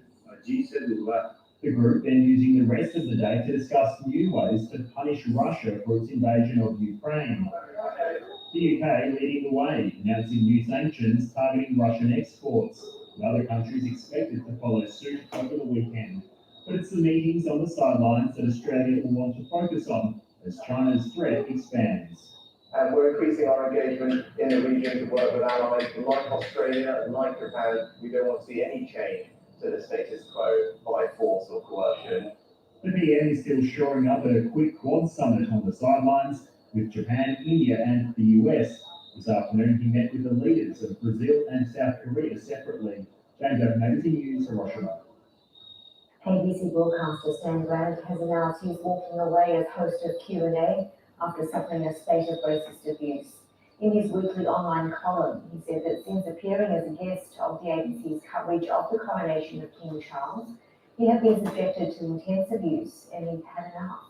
He's accused the ABC of failing to publicly defend him. ABC's Director of News, Justin Stevens, says the ABC stands by Stan Grant and condemns the attacks directed towards him, a sentiment echoed by the Prime Minister. Stan Grant is someone who has my respect and I wish him well. We can have respect for different views without engaging in vilification, and that's important. A bitter split has emerged between two prominent Indigenous supporters of the Voice to Parliament amid polls showing public support for the proposal is slipping. Noel Pearson has accused Nick Gooder of wetting the bed for wanting to change the wording of the constitutional amendment. Almost 6 years on from the Uluru Statement from the Heart and months out from a referendum on an Indigenous voice to Parliament, a setback for the Yes campaign, and it's personal. He's wetting the bed. This is what little Mickey Gooder's done here. Uluru Statement architect Noel Pearson hitting out at fellow Voice supporter Nick Gooder for advocating a late change to the proposed constitutional amendment. A former social justice commissioner, Nick Gooder supports removing executive government from the wording to improve the chances of a successful. I don't know whether you need to have that been in the Constitution. Good as wrong. Mix that you can't compromise. There are many Indigenous Australians who are supporting the voice and many we should have a respectful debate, and that's what I'd ask you, not just Noel Pearson, but everybody involved in this debate. For a referendum to succeed, it requires a double majority, a majority of Australians in a majority of states. Despite public opinion tightening, the government appears unmoved by calls for the wording to be adjusted. We are really confident that this will be a really important moment in the history of our nation. Dissent isn't necessarily a bad thing. We need to learn to embrace it because it'll only make this process stronger. Wishful thinking, perhaps. A referendum is hard enough to win without proponents openly squabbling, especially when there isn't political bipartisanship. Voice advocates say the Yes campaign will gain momentum between now and voting day. It'll have to guarantee success. Andrew Provan, ABC News, Canberra. A doctor originally from Western Australia has been freed after more than 7 years of captivity in West Africa. Ken Elliott and his wife Jocelyn were taken hostage by terrorists with links to Al-Qaeda in Burkina Faso in 2016. Ms. Elliott was freed after a few weeks. In a statement, Foreign Minister Penny Wong said Dr. Elliott, who is now 88 years old, has been reunited with his wife and their children. His family has asked for privacy. I'm very pleased to advise that Dr. Ken Elliott, who's been held hostage in Western Africa for some 7 years, has been reunited in Australia with his family. Dr. Elliott arrived back in Australia last night and has been reunited with his family. I am so pleased that his release has been secured and he is safely again with his family. They have asked for privacy. And we will respect that, but I'm sure all Australians wish Dr. Elliott and his family well. The man charged over the fatal Workers Lodge fire in New Zealand has appeared in court on charges of arson that could see him jailed for 21 years. Reporter Emily Clark has more from Wellington. The man police believe to have set fire to Locust Lodge appeared in court here in Wellington today. He was animated, he was distracted, he was interrupting the judge. At one point, he tried to fire his defence lawyer for not applying for bail. Bail was opposed by police, and Judge Jan Kelly said she would adjourn the matter to June 19, but before then, there were a range of mental health concerns that needed to be canvassed. The 48-year-old man is charged with 2 counts of arson over the deadly fire at Locust Lodge. The first count relates to the couch fire that happened earlier Monday morning. The second charge is over the blaze that consumed the building and took multiple lives. We heard Police Inspector Dion Bennett this afternoon poring over the evidence at the site and retrieving those who died. He said his team had found 5 people and 4 had been removed from the site. The death toll was thought to be 6, but the inspector said now his team was inside the building, they could work to finalise numbers. Since early Tuesday morning, authorities here have been maintaining 2 lists. A list of those people who are accounted for and those who were still missing. Right now, 99 people who police had concerns for have been found, and there are fewer than 10 people who are unaccounted for. Evacuation orders were issued to coastal areas of New Caledonia after a 7.7 earthquake struck southeast of the islands in the Pacific Ocean. The Honolulu-based Pacific Tsunami Warning Centre says a 22-centimetre tsunami has been observed near the French territory. While a tsunami warning had been issued for some coasts of Vanuatu, with some tsunami waves of up to 70 centimetres recorded, but authorities say the threat has now passed. A tsunami warning for Lord Howe Island off the east coast of Australia was cancelled a short time ago. And for more on these stories and all today's international news, do join me for the world from 10 p.m. Eastern, right here on the ABC News Channel. Unions, human rights advocates and conservation groups have lashed new laws in South Australia which massively increase the penalties for disruptive protesters.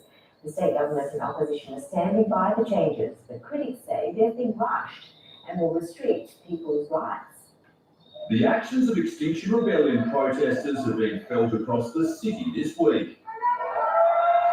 3 more protesters fronted court today, pleading guilty to damaging property after this incident outside the offices of resources company Santos. I've got no regrets about what I did. We're in a climate and ecological emergency. But rather than a $750 fine for similar acts of civil disobedience, in the future the maximum penalty would rise to $50,000 or 3 months jail under amendments currently before Parliament. That's excessive, it's massively disproportionate, and it really threatens the basic rights of South Australians to peaceful protest. Well, I think those concerns are completely unfounded. This was a long overdue update to these laws. The new penalties passed Parliament's lower house with bipartisan support in less than an hour yesterday as protesters gathered outside. The changes and their quick passage drawing backlash from conservation groups. These laws are intended to have a chilling effect on community protest action. Lawyers. There's been a rush of this legislation without input from the Law Society, from people that are dealing with protest laws and protest groups.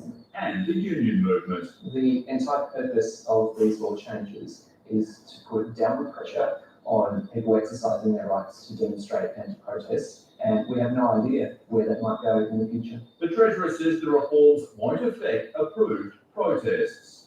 The purpose of the change to the legislation was to make it absolutely clear to people who are considering protesting here in South Australia to do it in accordance with the law and in consultation with the authorities. Consultation is exactly what some people are calling for, with the bill yet to go before the upper house. It is quite clear that there have been changes made to the Act that go beyond the quantum of the penalties, and the impact of those changes deserves to be properly scrutinised. But with bipartisan support in Parliament, the laws could be passed within weeks. Rory McLaren, ABC News, Adelaide. The global emergency might be over, but COVID is still with us and on the rise again. More than 100 aged care homes in New South Wales are grappling with COVID outbreaks, while some understaffed schools have been forced to bring back remote learning.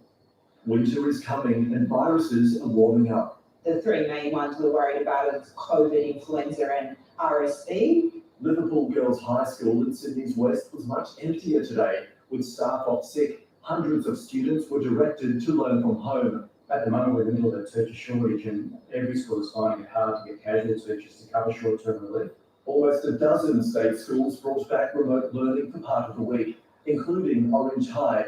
The government stresses it's a last resort. My instructions to the Department of Education have been very clear that this government's expectation is that home learning is a thing of the past. We need our children in our classrooms learning. This aged care centre, a few blocks away, is also dealing with the spread of COVID. According to the latest figures, there are outbreaks at 140 facilities in New South Wales. This wave's been a bit more grumbly in characteristics, so it hasn't been that sort of rapid increase. Cases in the community are up from 8,500 in March to 14,700 this week. As of yesterday, more than 1,300 people were in hospital with the virus, in a wave largely driven by Omicron subvariant XBB. It probably is more infectious, it probably does transmit more, but it doesn't seem to cause more serious illness. With fewer tests being reported, authorities have less data and waves of COVID are becoming harder to predict. The Chief Health Officer says winter helps all respiratory viruses spread more easily and would not put a timeline on the peak of this latest Omicron wave. The modelling is highly uncertain at the moment. The only certainty, COVID is here to stay. Alexander Lewis, ABC News, Sydney. Doped, drugged and locked in a room, these are just some of the alarming experiences people with disabilities have been through. An NDIS report has shown the number of cases where this is happening without authorisation has grown astronomically and in some cases creating lasting trauma. From doing the dishes Mitchell Taylor has a new family. The road to freedom hasn't been easy.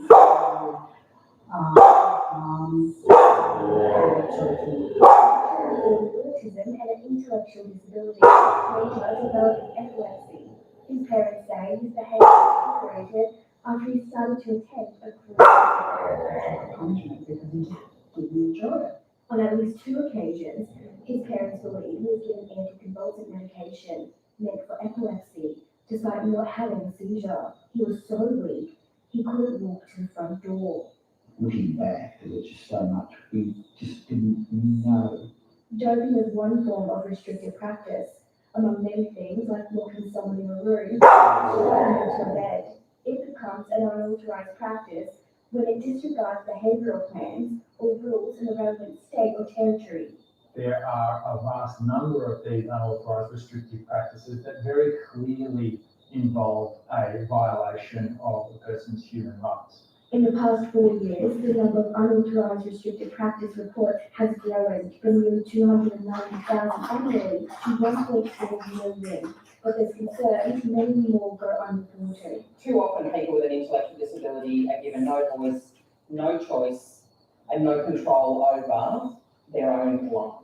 The NDIS says the rise in reports has been influenced by more people joining the scheme and greater compliance by providers. The independent NDIS Commission maintains its priorities to reduce and eliminate unauthorised restrictive practices. Mitchell remains traumatised. He breaks down with his everything on recording, but he's making progress, now living in his own house. It all started from the belief that we can do better for them. Sarah Richards, ABC News. Headsets and augmented reality are poised to transform remote health examinations in aged care. Trials of new technology will let doctors see and hear residents from hundreds of kilometres away. Okay, I'm just going to put these on. This is no longer the future for health in aged care. As this nursing student is discovering in this simulated consultation, it's happening now. Can you feel any pain when I press here? No. In a real remote assessment, a doctor would be seeing and hearing this through this headset. And with training, the wearer can also access virtual records and monitor vital signs in real time. It's the first time student nurse Heidi Burrell has used this system. Very exciting. Definitely, you've got the knowledge from a doctor literally like next to you. At La Trobe University's Digital Innovation Hub, they are putting the HoloLens headset through its paces. We're just going to focus on the finger and give it the written score. So that's good. The numbers are coming through great. Thank you. Remote exams in Victoria exploded during COVID, and up to 400 patients are seen by the state's virtual emergency department every day. Now, this new technology is about to be trialed in aged care. We are really bringing our eyes into the consultation. So we are there with the nurse, seeing what they're seeing, hearing what they're hearing. Remote examinations are already common in aged care, but they can be awkward, with a nurse struggling to hold an iPad or phone, and sometimes a second staff member is needed to assist. I told her about your sore neck. In many aged care residences, freeing up a second worker isn't easy. With augmented reality and with headset, that would be a better system in the future. The plan is to this lab to testing in the real world. Norman Vermont. The first is pledging $15 million last year or goes, which are a threat to marine life. Land rangers in North Carpentaria are using their funding to create solutions. They can stretch for 6 kilometres and abandoned or discarded fishing gear scattered poses a deadly threat to marine life. We know we have 250 ghost nets around the archipelago, and now it's basically getting out there and getting stuck into them, so we can't wait. The Annandale Upper Land Council Rangers have a brand new vessel to boost cleanup efforts in the Good Archipelago, courtesy of a $400,000 grant from the federal government's Ghost Nets initiative. It is a biosecurity matter and issue, and we need to make sure that we're funding that accordingly. Rangers now able to reach every nook and cranny. You can get a 4-wheeler on there and be able to actually get out to these beaches and clean up marine debris ghost nets that haven't been tackled before, and in inaccessible areas. Oh, it's hard work, but then, when it's all over and done with, enjoying it and the feel of it feels good. Especially knowing that you're taking care of country. It's good. While the Rangers are looking for ghost nets on the ground, they'll be getting some help from the skies. North Australia Centre for Autonomous Systems will be using this drone in tandem with satellite imagery and artificial intelligence to make sure the Rangers know exactly where they need to look for these ghost nets. The drone will glow and it'll plane, so many nets will come back and we'll be up while the Rangers on Brute Island work to clear the mess, they hope the government will tackle the problem on the other end. The focus on diplomatic and working relationships and working with our neighbours to the north will be key in managing this issue into the future. Those diplomatic conversations with Indonesia and other countries to look at how do we all work together. Securing the biodiversity of marine life for years to come. Daniel Litchens, ABC News. The next generation of fashion designers have been a start. On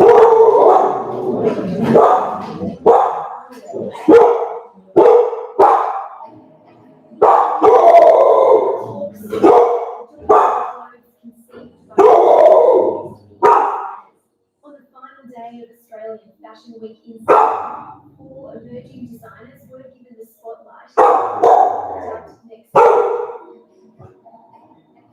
It's a huge honour for this Arnhem Land-born school teacher. This is really an opportunity for the attention isn't for emerging models either. Fellow Arnhem-born teacher from Boston was discovered in fashion. 1 year later, she fronted Vogue and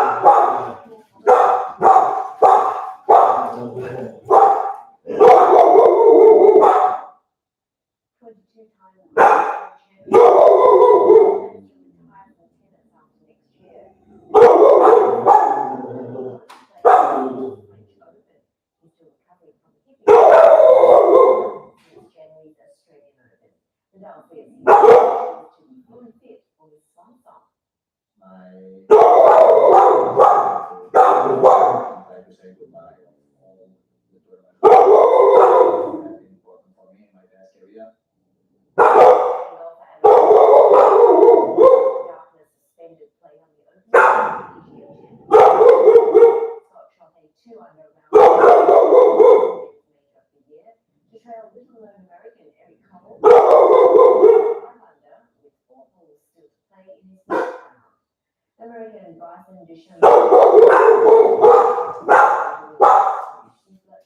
and Dustin Johnson. Cam Smith is at 2 over par, while Jason Day had a 4.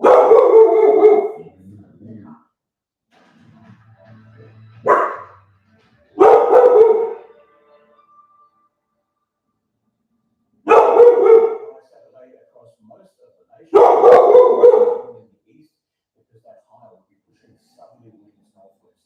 Another weakening cold front While we have a coastal trough through South Australia, so for a few more showers on the way to Saturday, sunny in Brisbane.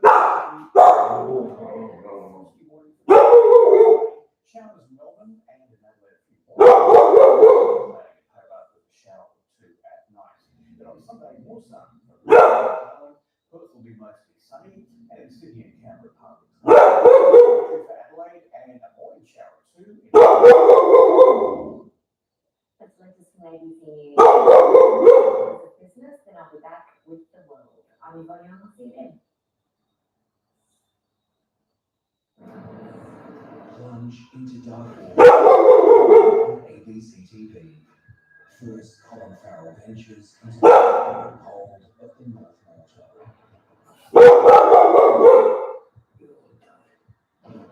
Then a killer's twisted game drives a cop to in tomorrow on ABC TV and streaming on ABC iView. Cocaine Nation. Explosive access into Australia's cocaine chain. We have a console Australia's do we monitor and try our best to do so. It's an ego thing. When you come from nothing, it's about making something. I'm not now police space. I prefer to be with people and have a cup of coffee. Do you think there's a moral problem with being a drug dealer? Four Corridors, Monday, ABC TV and ABC iView. Tuesday, hitch a ride with acclaimed author Tim Winton to see the connections that sustain a natural wonder. This is one of the pivotal pieces of the Neighbourhood puzzle. Ningaloo, Tuesday on ABC TV and ABC iView. So, how long have you been dead? I offer for your journalistic pleasures my life story. Embrace what you are! You are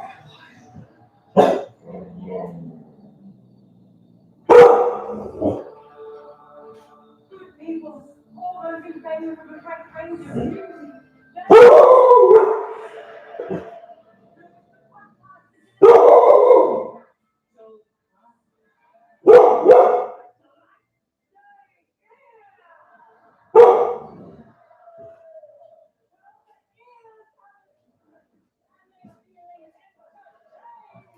Download the free ABC Listen app.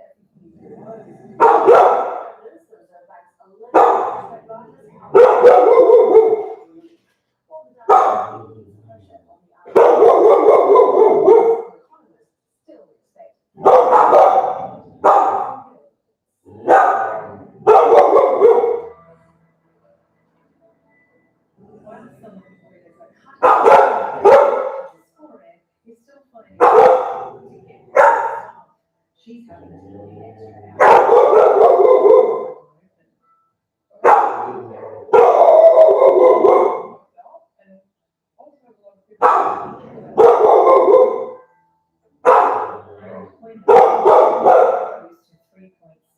extra missing forecast from most economists at 3.7%.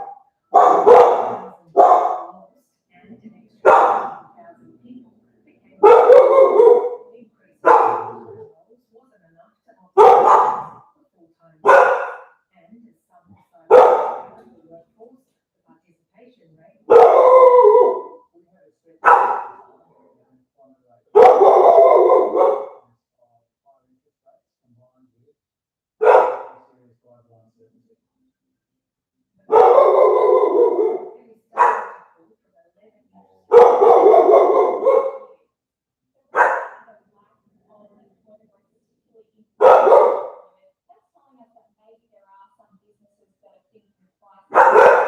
Also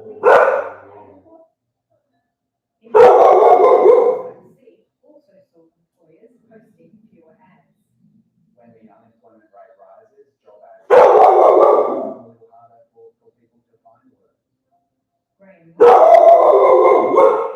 he's applied for hundreds of jobs to recruiters. You posted a job on Seek for a logistics. Despite his role management experience, at 64, no employer will hire him. Driving an Uber to pay his bills. It's very depressing when you're pouring all your energy into a job that you thought, wow, I really enjoy it, I'm good at that. And While the unemployment rate is still near 50%, he's just starting to hit the jobs market. The bank expects in the coming months, further job losses are forecasting one. If we have to choose between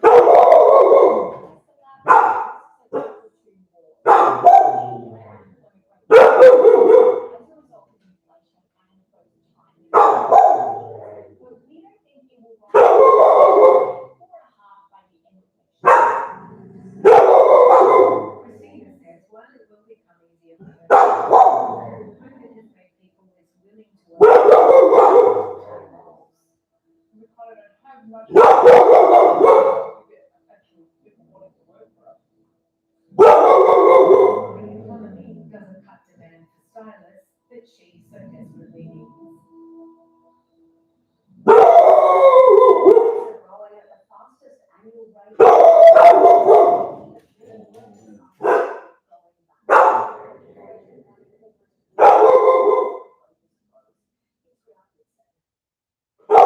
In a tight labour market, workers like finding it easier to get after being made redundant. Emily Mason, new job with better wages. a month after they gave me a 5% salary, and I never looked up. The tech company she works for is in the hiring spree. It just feels great to be compensated for your experience. I think there's a lot of excuses going on that cost of living, we can't offer what we previously had, but you know your value, you know the experience you bring, and you want that to reflect in the salary that you're offered.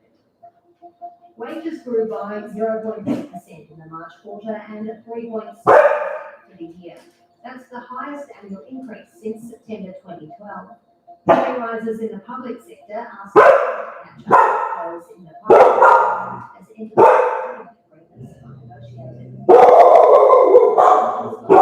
Above 3%, but only one matching inflation. The biggest increase in wages in service areas like training, professional, scientific, and technical services, administration.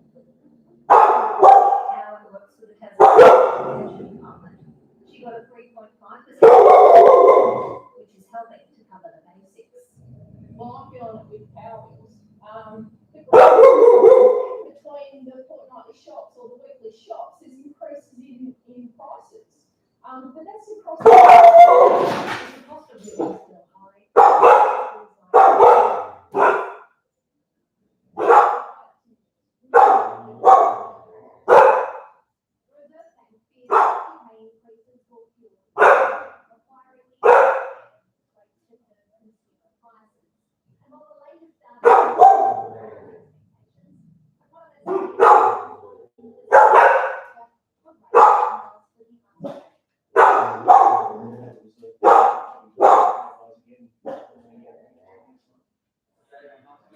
Also next month, the decision from the Fair Work Commission on minimum and award wages.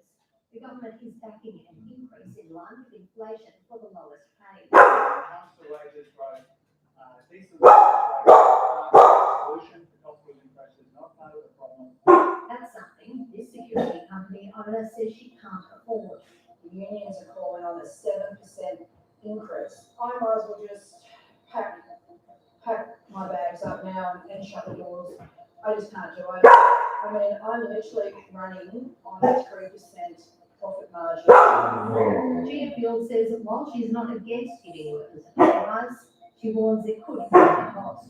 I have a mortgage myself, which means my cost of living is and we're trying to work for my family, and I may have to put some of them in a really harsh role, and I don't want to do that.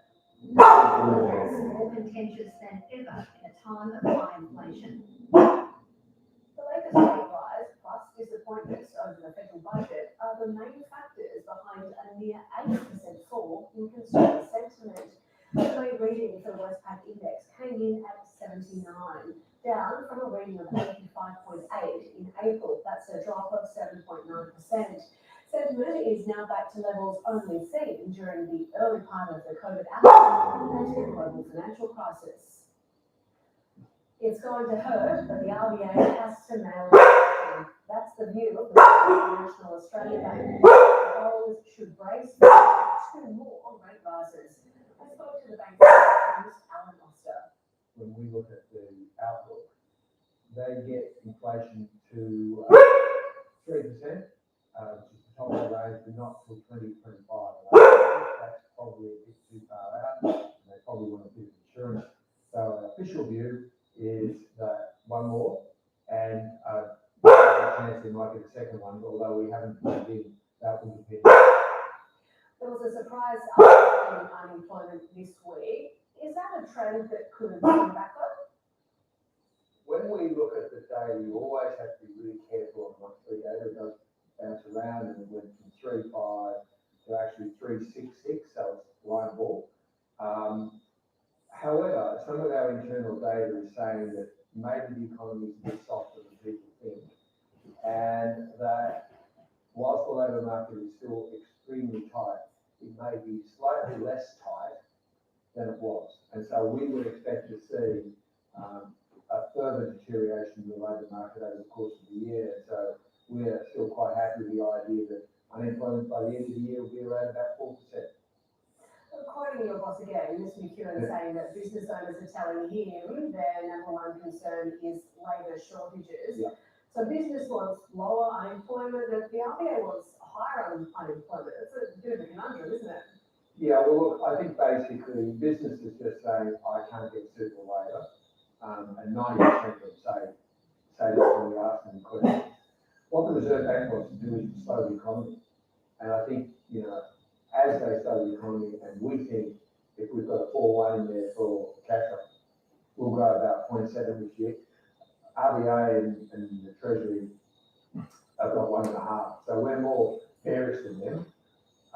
But hopefully we avoid a recession, and but I think ultimately this economy will slow a lot. The RBA, as we know, has hiked 11 times. There is a real lag though in those hikes hitting people's mortgage repayments. Why is there a lag, and how long is it? Well, basically what happens is that when you look at monetary policy in Australia, it's always at least a 12-month lag. But if you're looking at it from, say, a bank's perspective, we announced that, the Reserve Bank's increased rates and we will increase the rates, tomorrow sort of thing. However, by the time you get around to telling customers, giving them the legal advice, they're about 3 months behind where they are. So there's at least 1% more of rate hikes to go for the average consumer in that, and for the banking system in total, before they catch up to where they are now. So that's number one issue.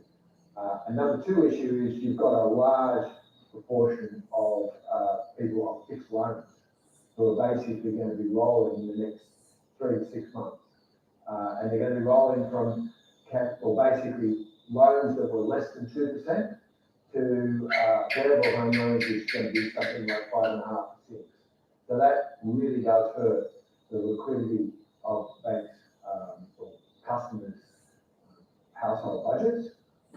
And they're still worried about what's happening globally.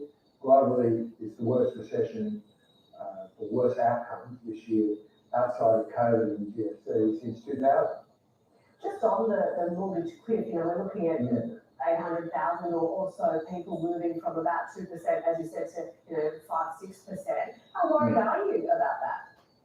Look, I think that means that the hit is probably going to be more than what you might expect it normally to be. Because most people will, normally 80% of all home loans are variable. But, 2 years ago, 80% of the new flow were fixed. And so now we're back to normal.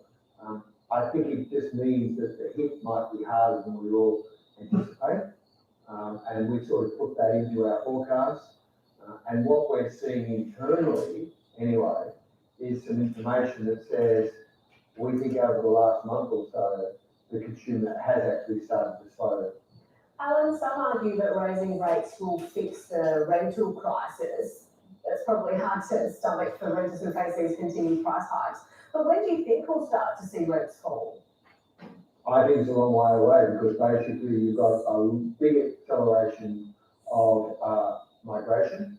So, currently they're running at about 480,000 a year, but over this financial year, they're talking about 400,000 new people, then 300, then 200,000. The long-run average is like 160,000.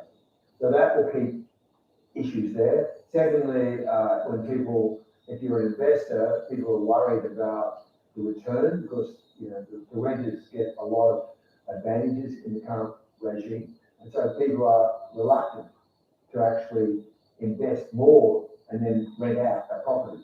So I think you've got a sort of a combination that I think rents are going to go up for a while. They're 5% of the CPI roughly, and I think they're going to be a very strong driver of inflation as we go forward. Put that together with wages and energy prices. Yes, the peak in inflation has passed, but it'll still be 4% by the end of the year roughly. And finally, just on rates again, there are obviously predictions that we'll start to see cuts come through at some point. What's your forecast on that? So we think that rates will be starting cutting sometime around the middle of next year. And we think that, they'll go from where they are now, let's assume that we're roughly right and they do another 25 and 4-1. They'll go down to roughly neutral, which is around 3. So they've got about 100 basis points of cuts or 1% of cuts to do, and I think they'll start doing it next year. Alistair, so good to have you on the program. Thanks so much for your time. Thank you.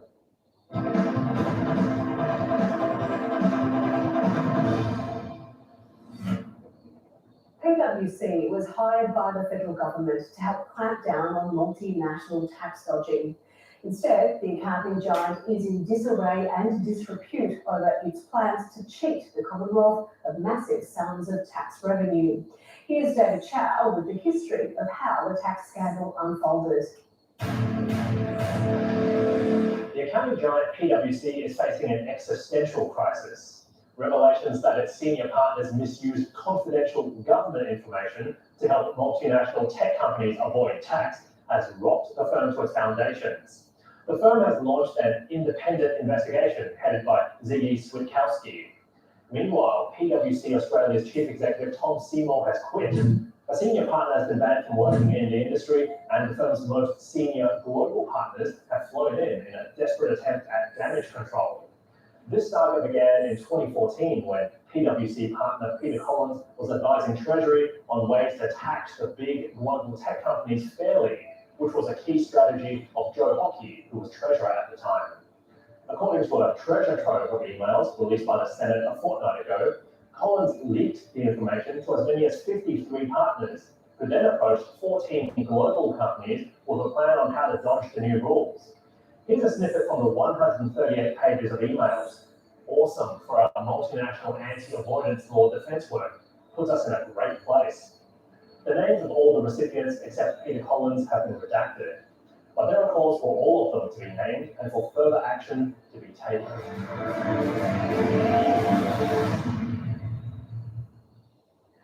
Lawmakers say the internal investigation set up by PwC into the betrayal of its biggest client has no credibility. Senator Deborah O'Neill is chair of the Corporations and Financial Services Committee. This is about a cover-up, in my view. They've employed Mr. Switkowski in their own name. They have given him powers that they have declared internally, but not publicly, about exactly what the terms of reference are, and they're paying his wages. Whatever's going on with the Switkowski review, It is not an independent review. It is an internal in-house review for PwC. And it's way after the fact of what's a matter of public record now, which is the theft of information from the Australian people by somebody who knew what they were doing when they signed a confidentiality agreement, and nonetheless, Mr. Peter John Collins, former partner of PwC, took the information, took it back to a whole lot of people at PwC Australia and internationally, and went ahead to monetise that for his personal gain and the gain of the company. South Korea has big plans to fuel a renewables revolution with Australian hydrogen. Filling stations are being rolled out across the country for hydrogen-fueled cars, and the country wants to power its heaviest industries with green hydrogen produced here. But despite billions being poured into technology from Korea and Australia, there are still big hurdles to clear. I travelled to South Korea, courtesy of the Walkley Foundation, for this report. There is a crisis, energy crisis, and there is demand. There is a lot of momentum in getting hydrogen projects across the road.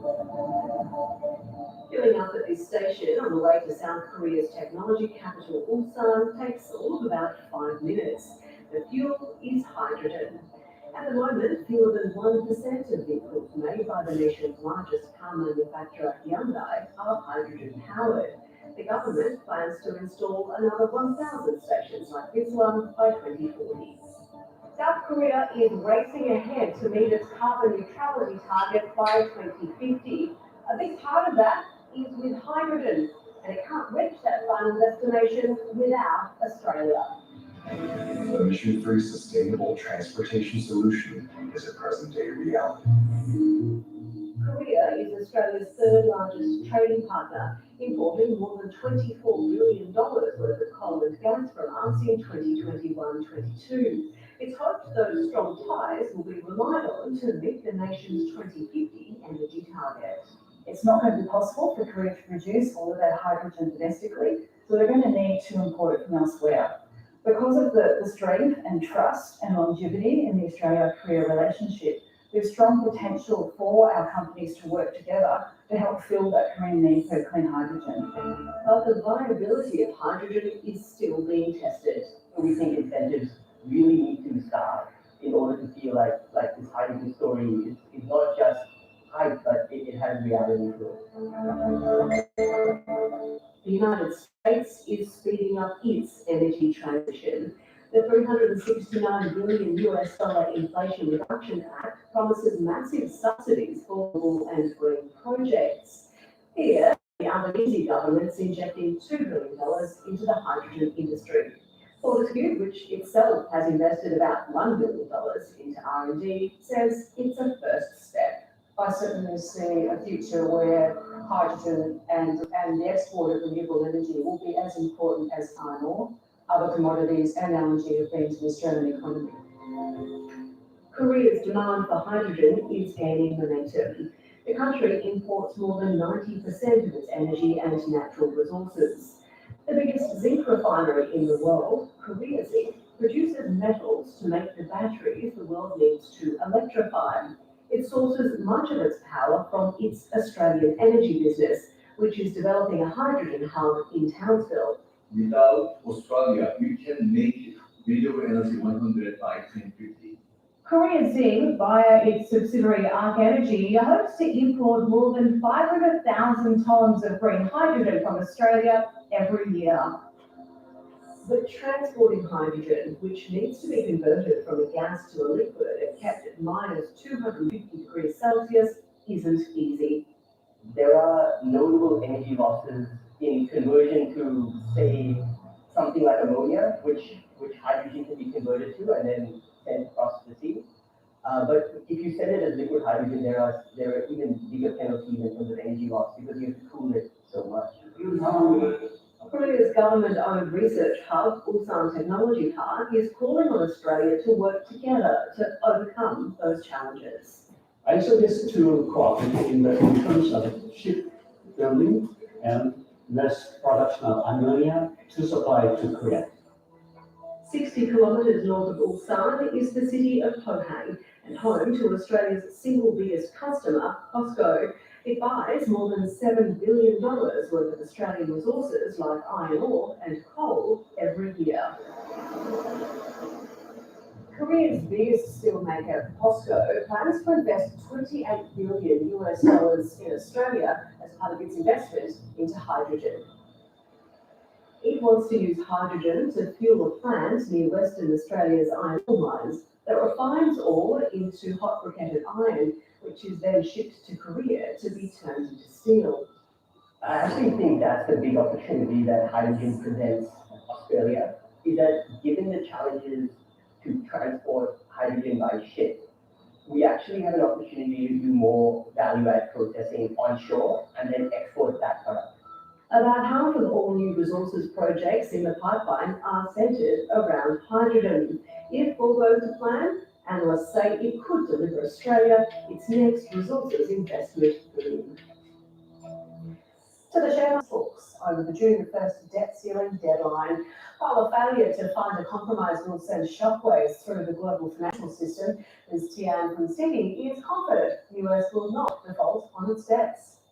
And you've seen that the markets actually have rallied late into this week for a couple of sections on the back of that. There's narrative coming out from both sides, House Speaker, Republican and the Democratic, saying, you know, they're going to make this work. There's not going to be a default, and that's certainly the expectations. It's just too much risk, including downgrades and, you know, geopolitical risk if there were to be default. So we think, you know, that's going to come through. And what would those ramifications be if we saw a default? Well, firstly, we saw echoes of that back in 2011. Each time, obviously, in the last couple of years, they've managed to not default. If there was to be a default, there will be, you know, downgrades by credit agencies.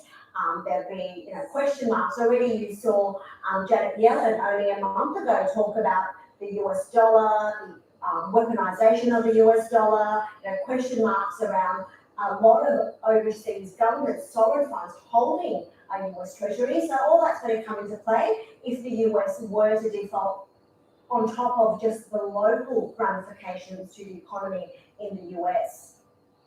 Japan's Nikkei is back at its 1990 high. It's 33 years since peaking though. What's been driving it? Absolutely, you know, both the Nikkei and the Topix has hit, it's up 11% this year. A couple of things, GDP numbers this week were stronger than expected, came through at 1.6%. There's also narratives coming from the Bank of Japan governor saying that they don't want to over-tighten, really meaning that they want to let the economy run fairly hot. And that's, you know, markets and reading that as a very good sign. They're finally getting a bit of inflation into their economy after decades of very, very stagnant economy. We're seeing a lot of inflows into the Japanese market, nearly $50 billion going from foreigners into the Japanese equities market this year. And Liz, we're seeing markets rally around the world. What's driving that global growth? Yeah, it's quite surprising in some ways, Rachel. You know, we hit, you know, recent lows in October last year. There was a lot of expectations of retesting that lows. That hasn't come to fruition. A couple of key points. It really looks like central banks, especially the Federal Reserve, is very much close to finishing the rate hike cycle. Maybe there's one or two more, and that also includes, you know, obviously the Reserve Bank.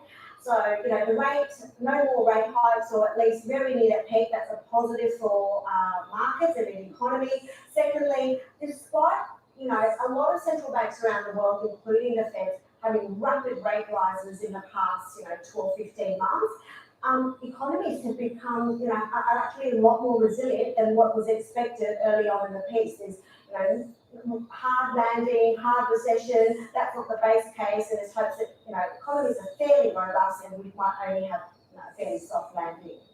Liz Tian, great to talk to you. Thanks so much. Thanks, Rachel. And that's all from Close of Business. For more on those stories, go to our website and catch The Business Monday to Thursday evenings at 8:45 Eastern Time on the ABC News channel and after the late news on ABC TV. I'm Rachel Papazzoni. Thanks for watching.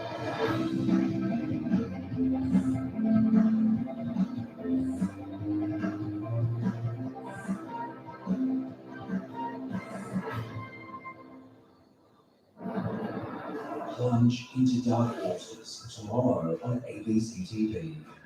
First, Colin Farrell ventures into the parenthood cold of the North Water. I've seen it in my dreams. We all die. Then a killer's twisted game drives a cop to the brink in Ragdoll. You are killers. I better deal with you. So let me know. That's tomorrow on ABC TV and streaming on ABC iView. I don't understand anything that's happening to me. Feels we have to family. That house is famous for its witches. What? Witch powers? Inside Australia's first psychedelic trial. We've got one shot of this. Really? Mom, you gonna take drugs? So Simon really keeps the doors open. And you can confront things like death. It's so intense. A life-changing experience. Oh my God. What the hell? I call it 20 year therapy for nothing. It's not for everybody. I needed something different, and this has been the perfect fit. On Australian Story, Monday at 8 ABC TV. There's a lot of people involved in this war that you wouldn't even care. Cocaine Nation. Yeah, everyone's on it. I personally seen judges take it with glass of single life. Explosive access into Australia's cocaine chain. Wherever cops hold Australia's law. Do we monitor him? We try our best to do so. It's an ego thing. When you come from nothing, it's about making something. I'm not an outlaw trying to rub it in the police's face. I prefer to deal with people over a cup of coffee. Do you think there's a moral problem with being a drug dealer? Four Corners, Monday, ABC TV and ABC iView. Tell me something that's shovel-ready. It's a smart idea. Bad idea. First of all, I have complete faith in the NBA. Fantastic. What does that even mean? What does anything mean? New season Utopia. There you go. June 7 on ABC. Good evening, it's Friday the 19th of May. Here are our top stories. Fresh sanctions announced against Russia as the Prime Minister touches down at the G7 summit in Japan. A man faces court charged with arson over the fire at a Wellington hostel that left 5 dead. Bernard Colliery and Steve Bracks among the Australians honoured in Timor-Leste as the country gears up for this weekend's parliamentary elections. And a Perth doctor held captive for 7 years in West Africa, released and reunited with his family. You're watching The World.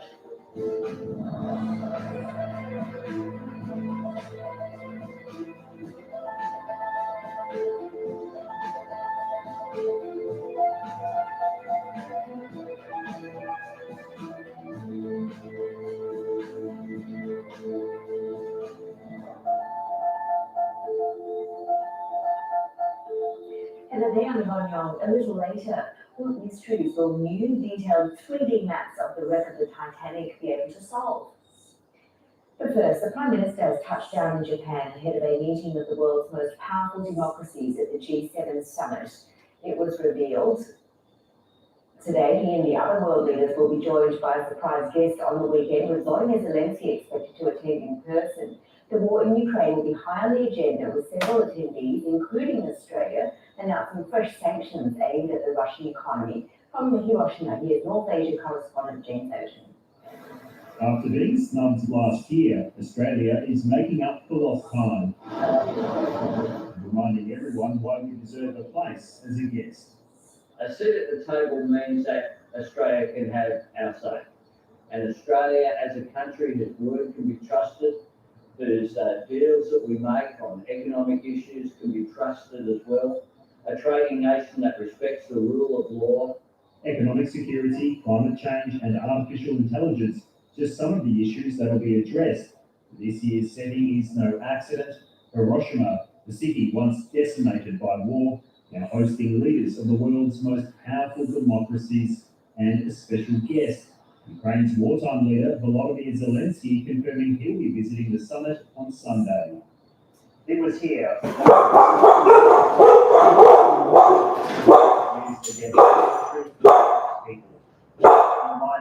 about the and danger. One leader that understands better than most. Ukraine's President Volodymyr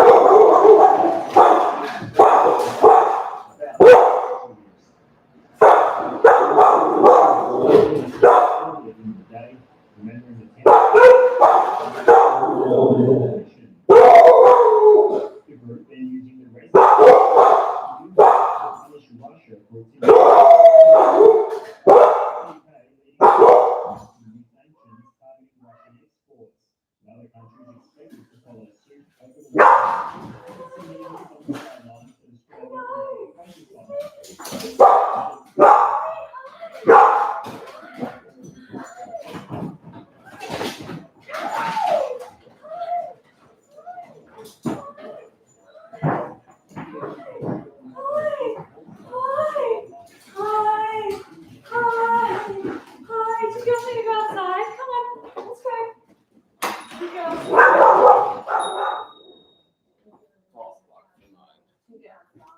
Okay. Finish it.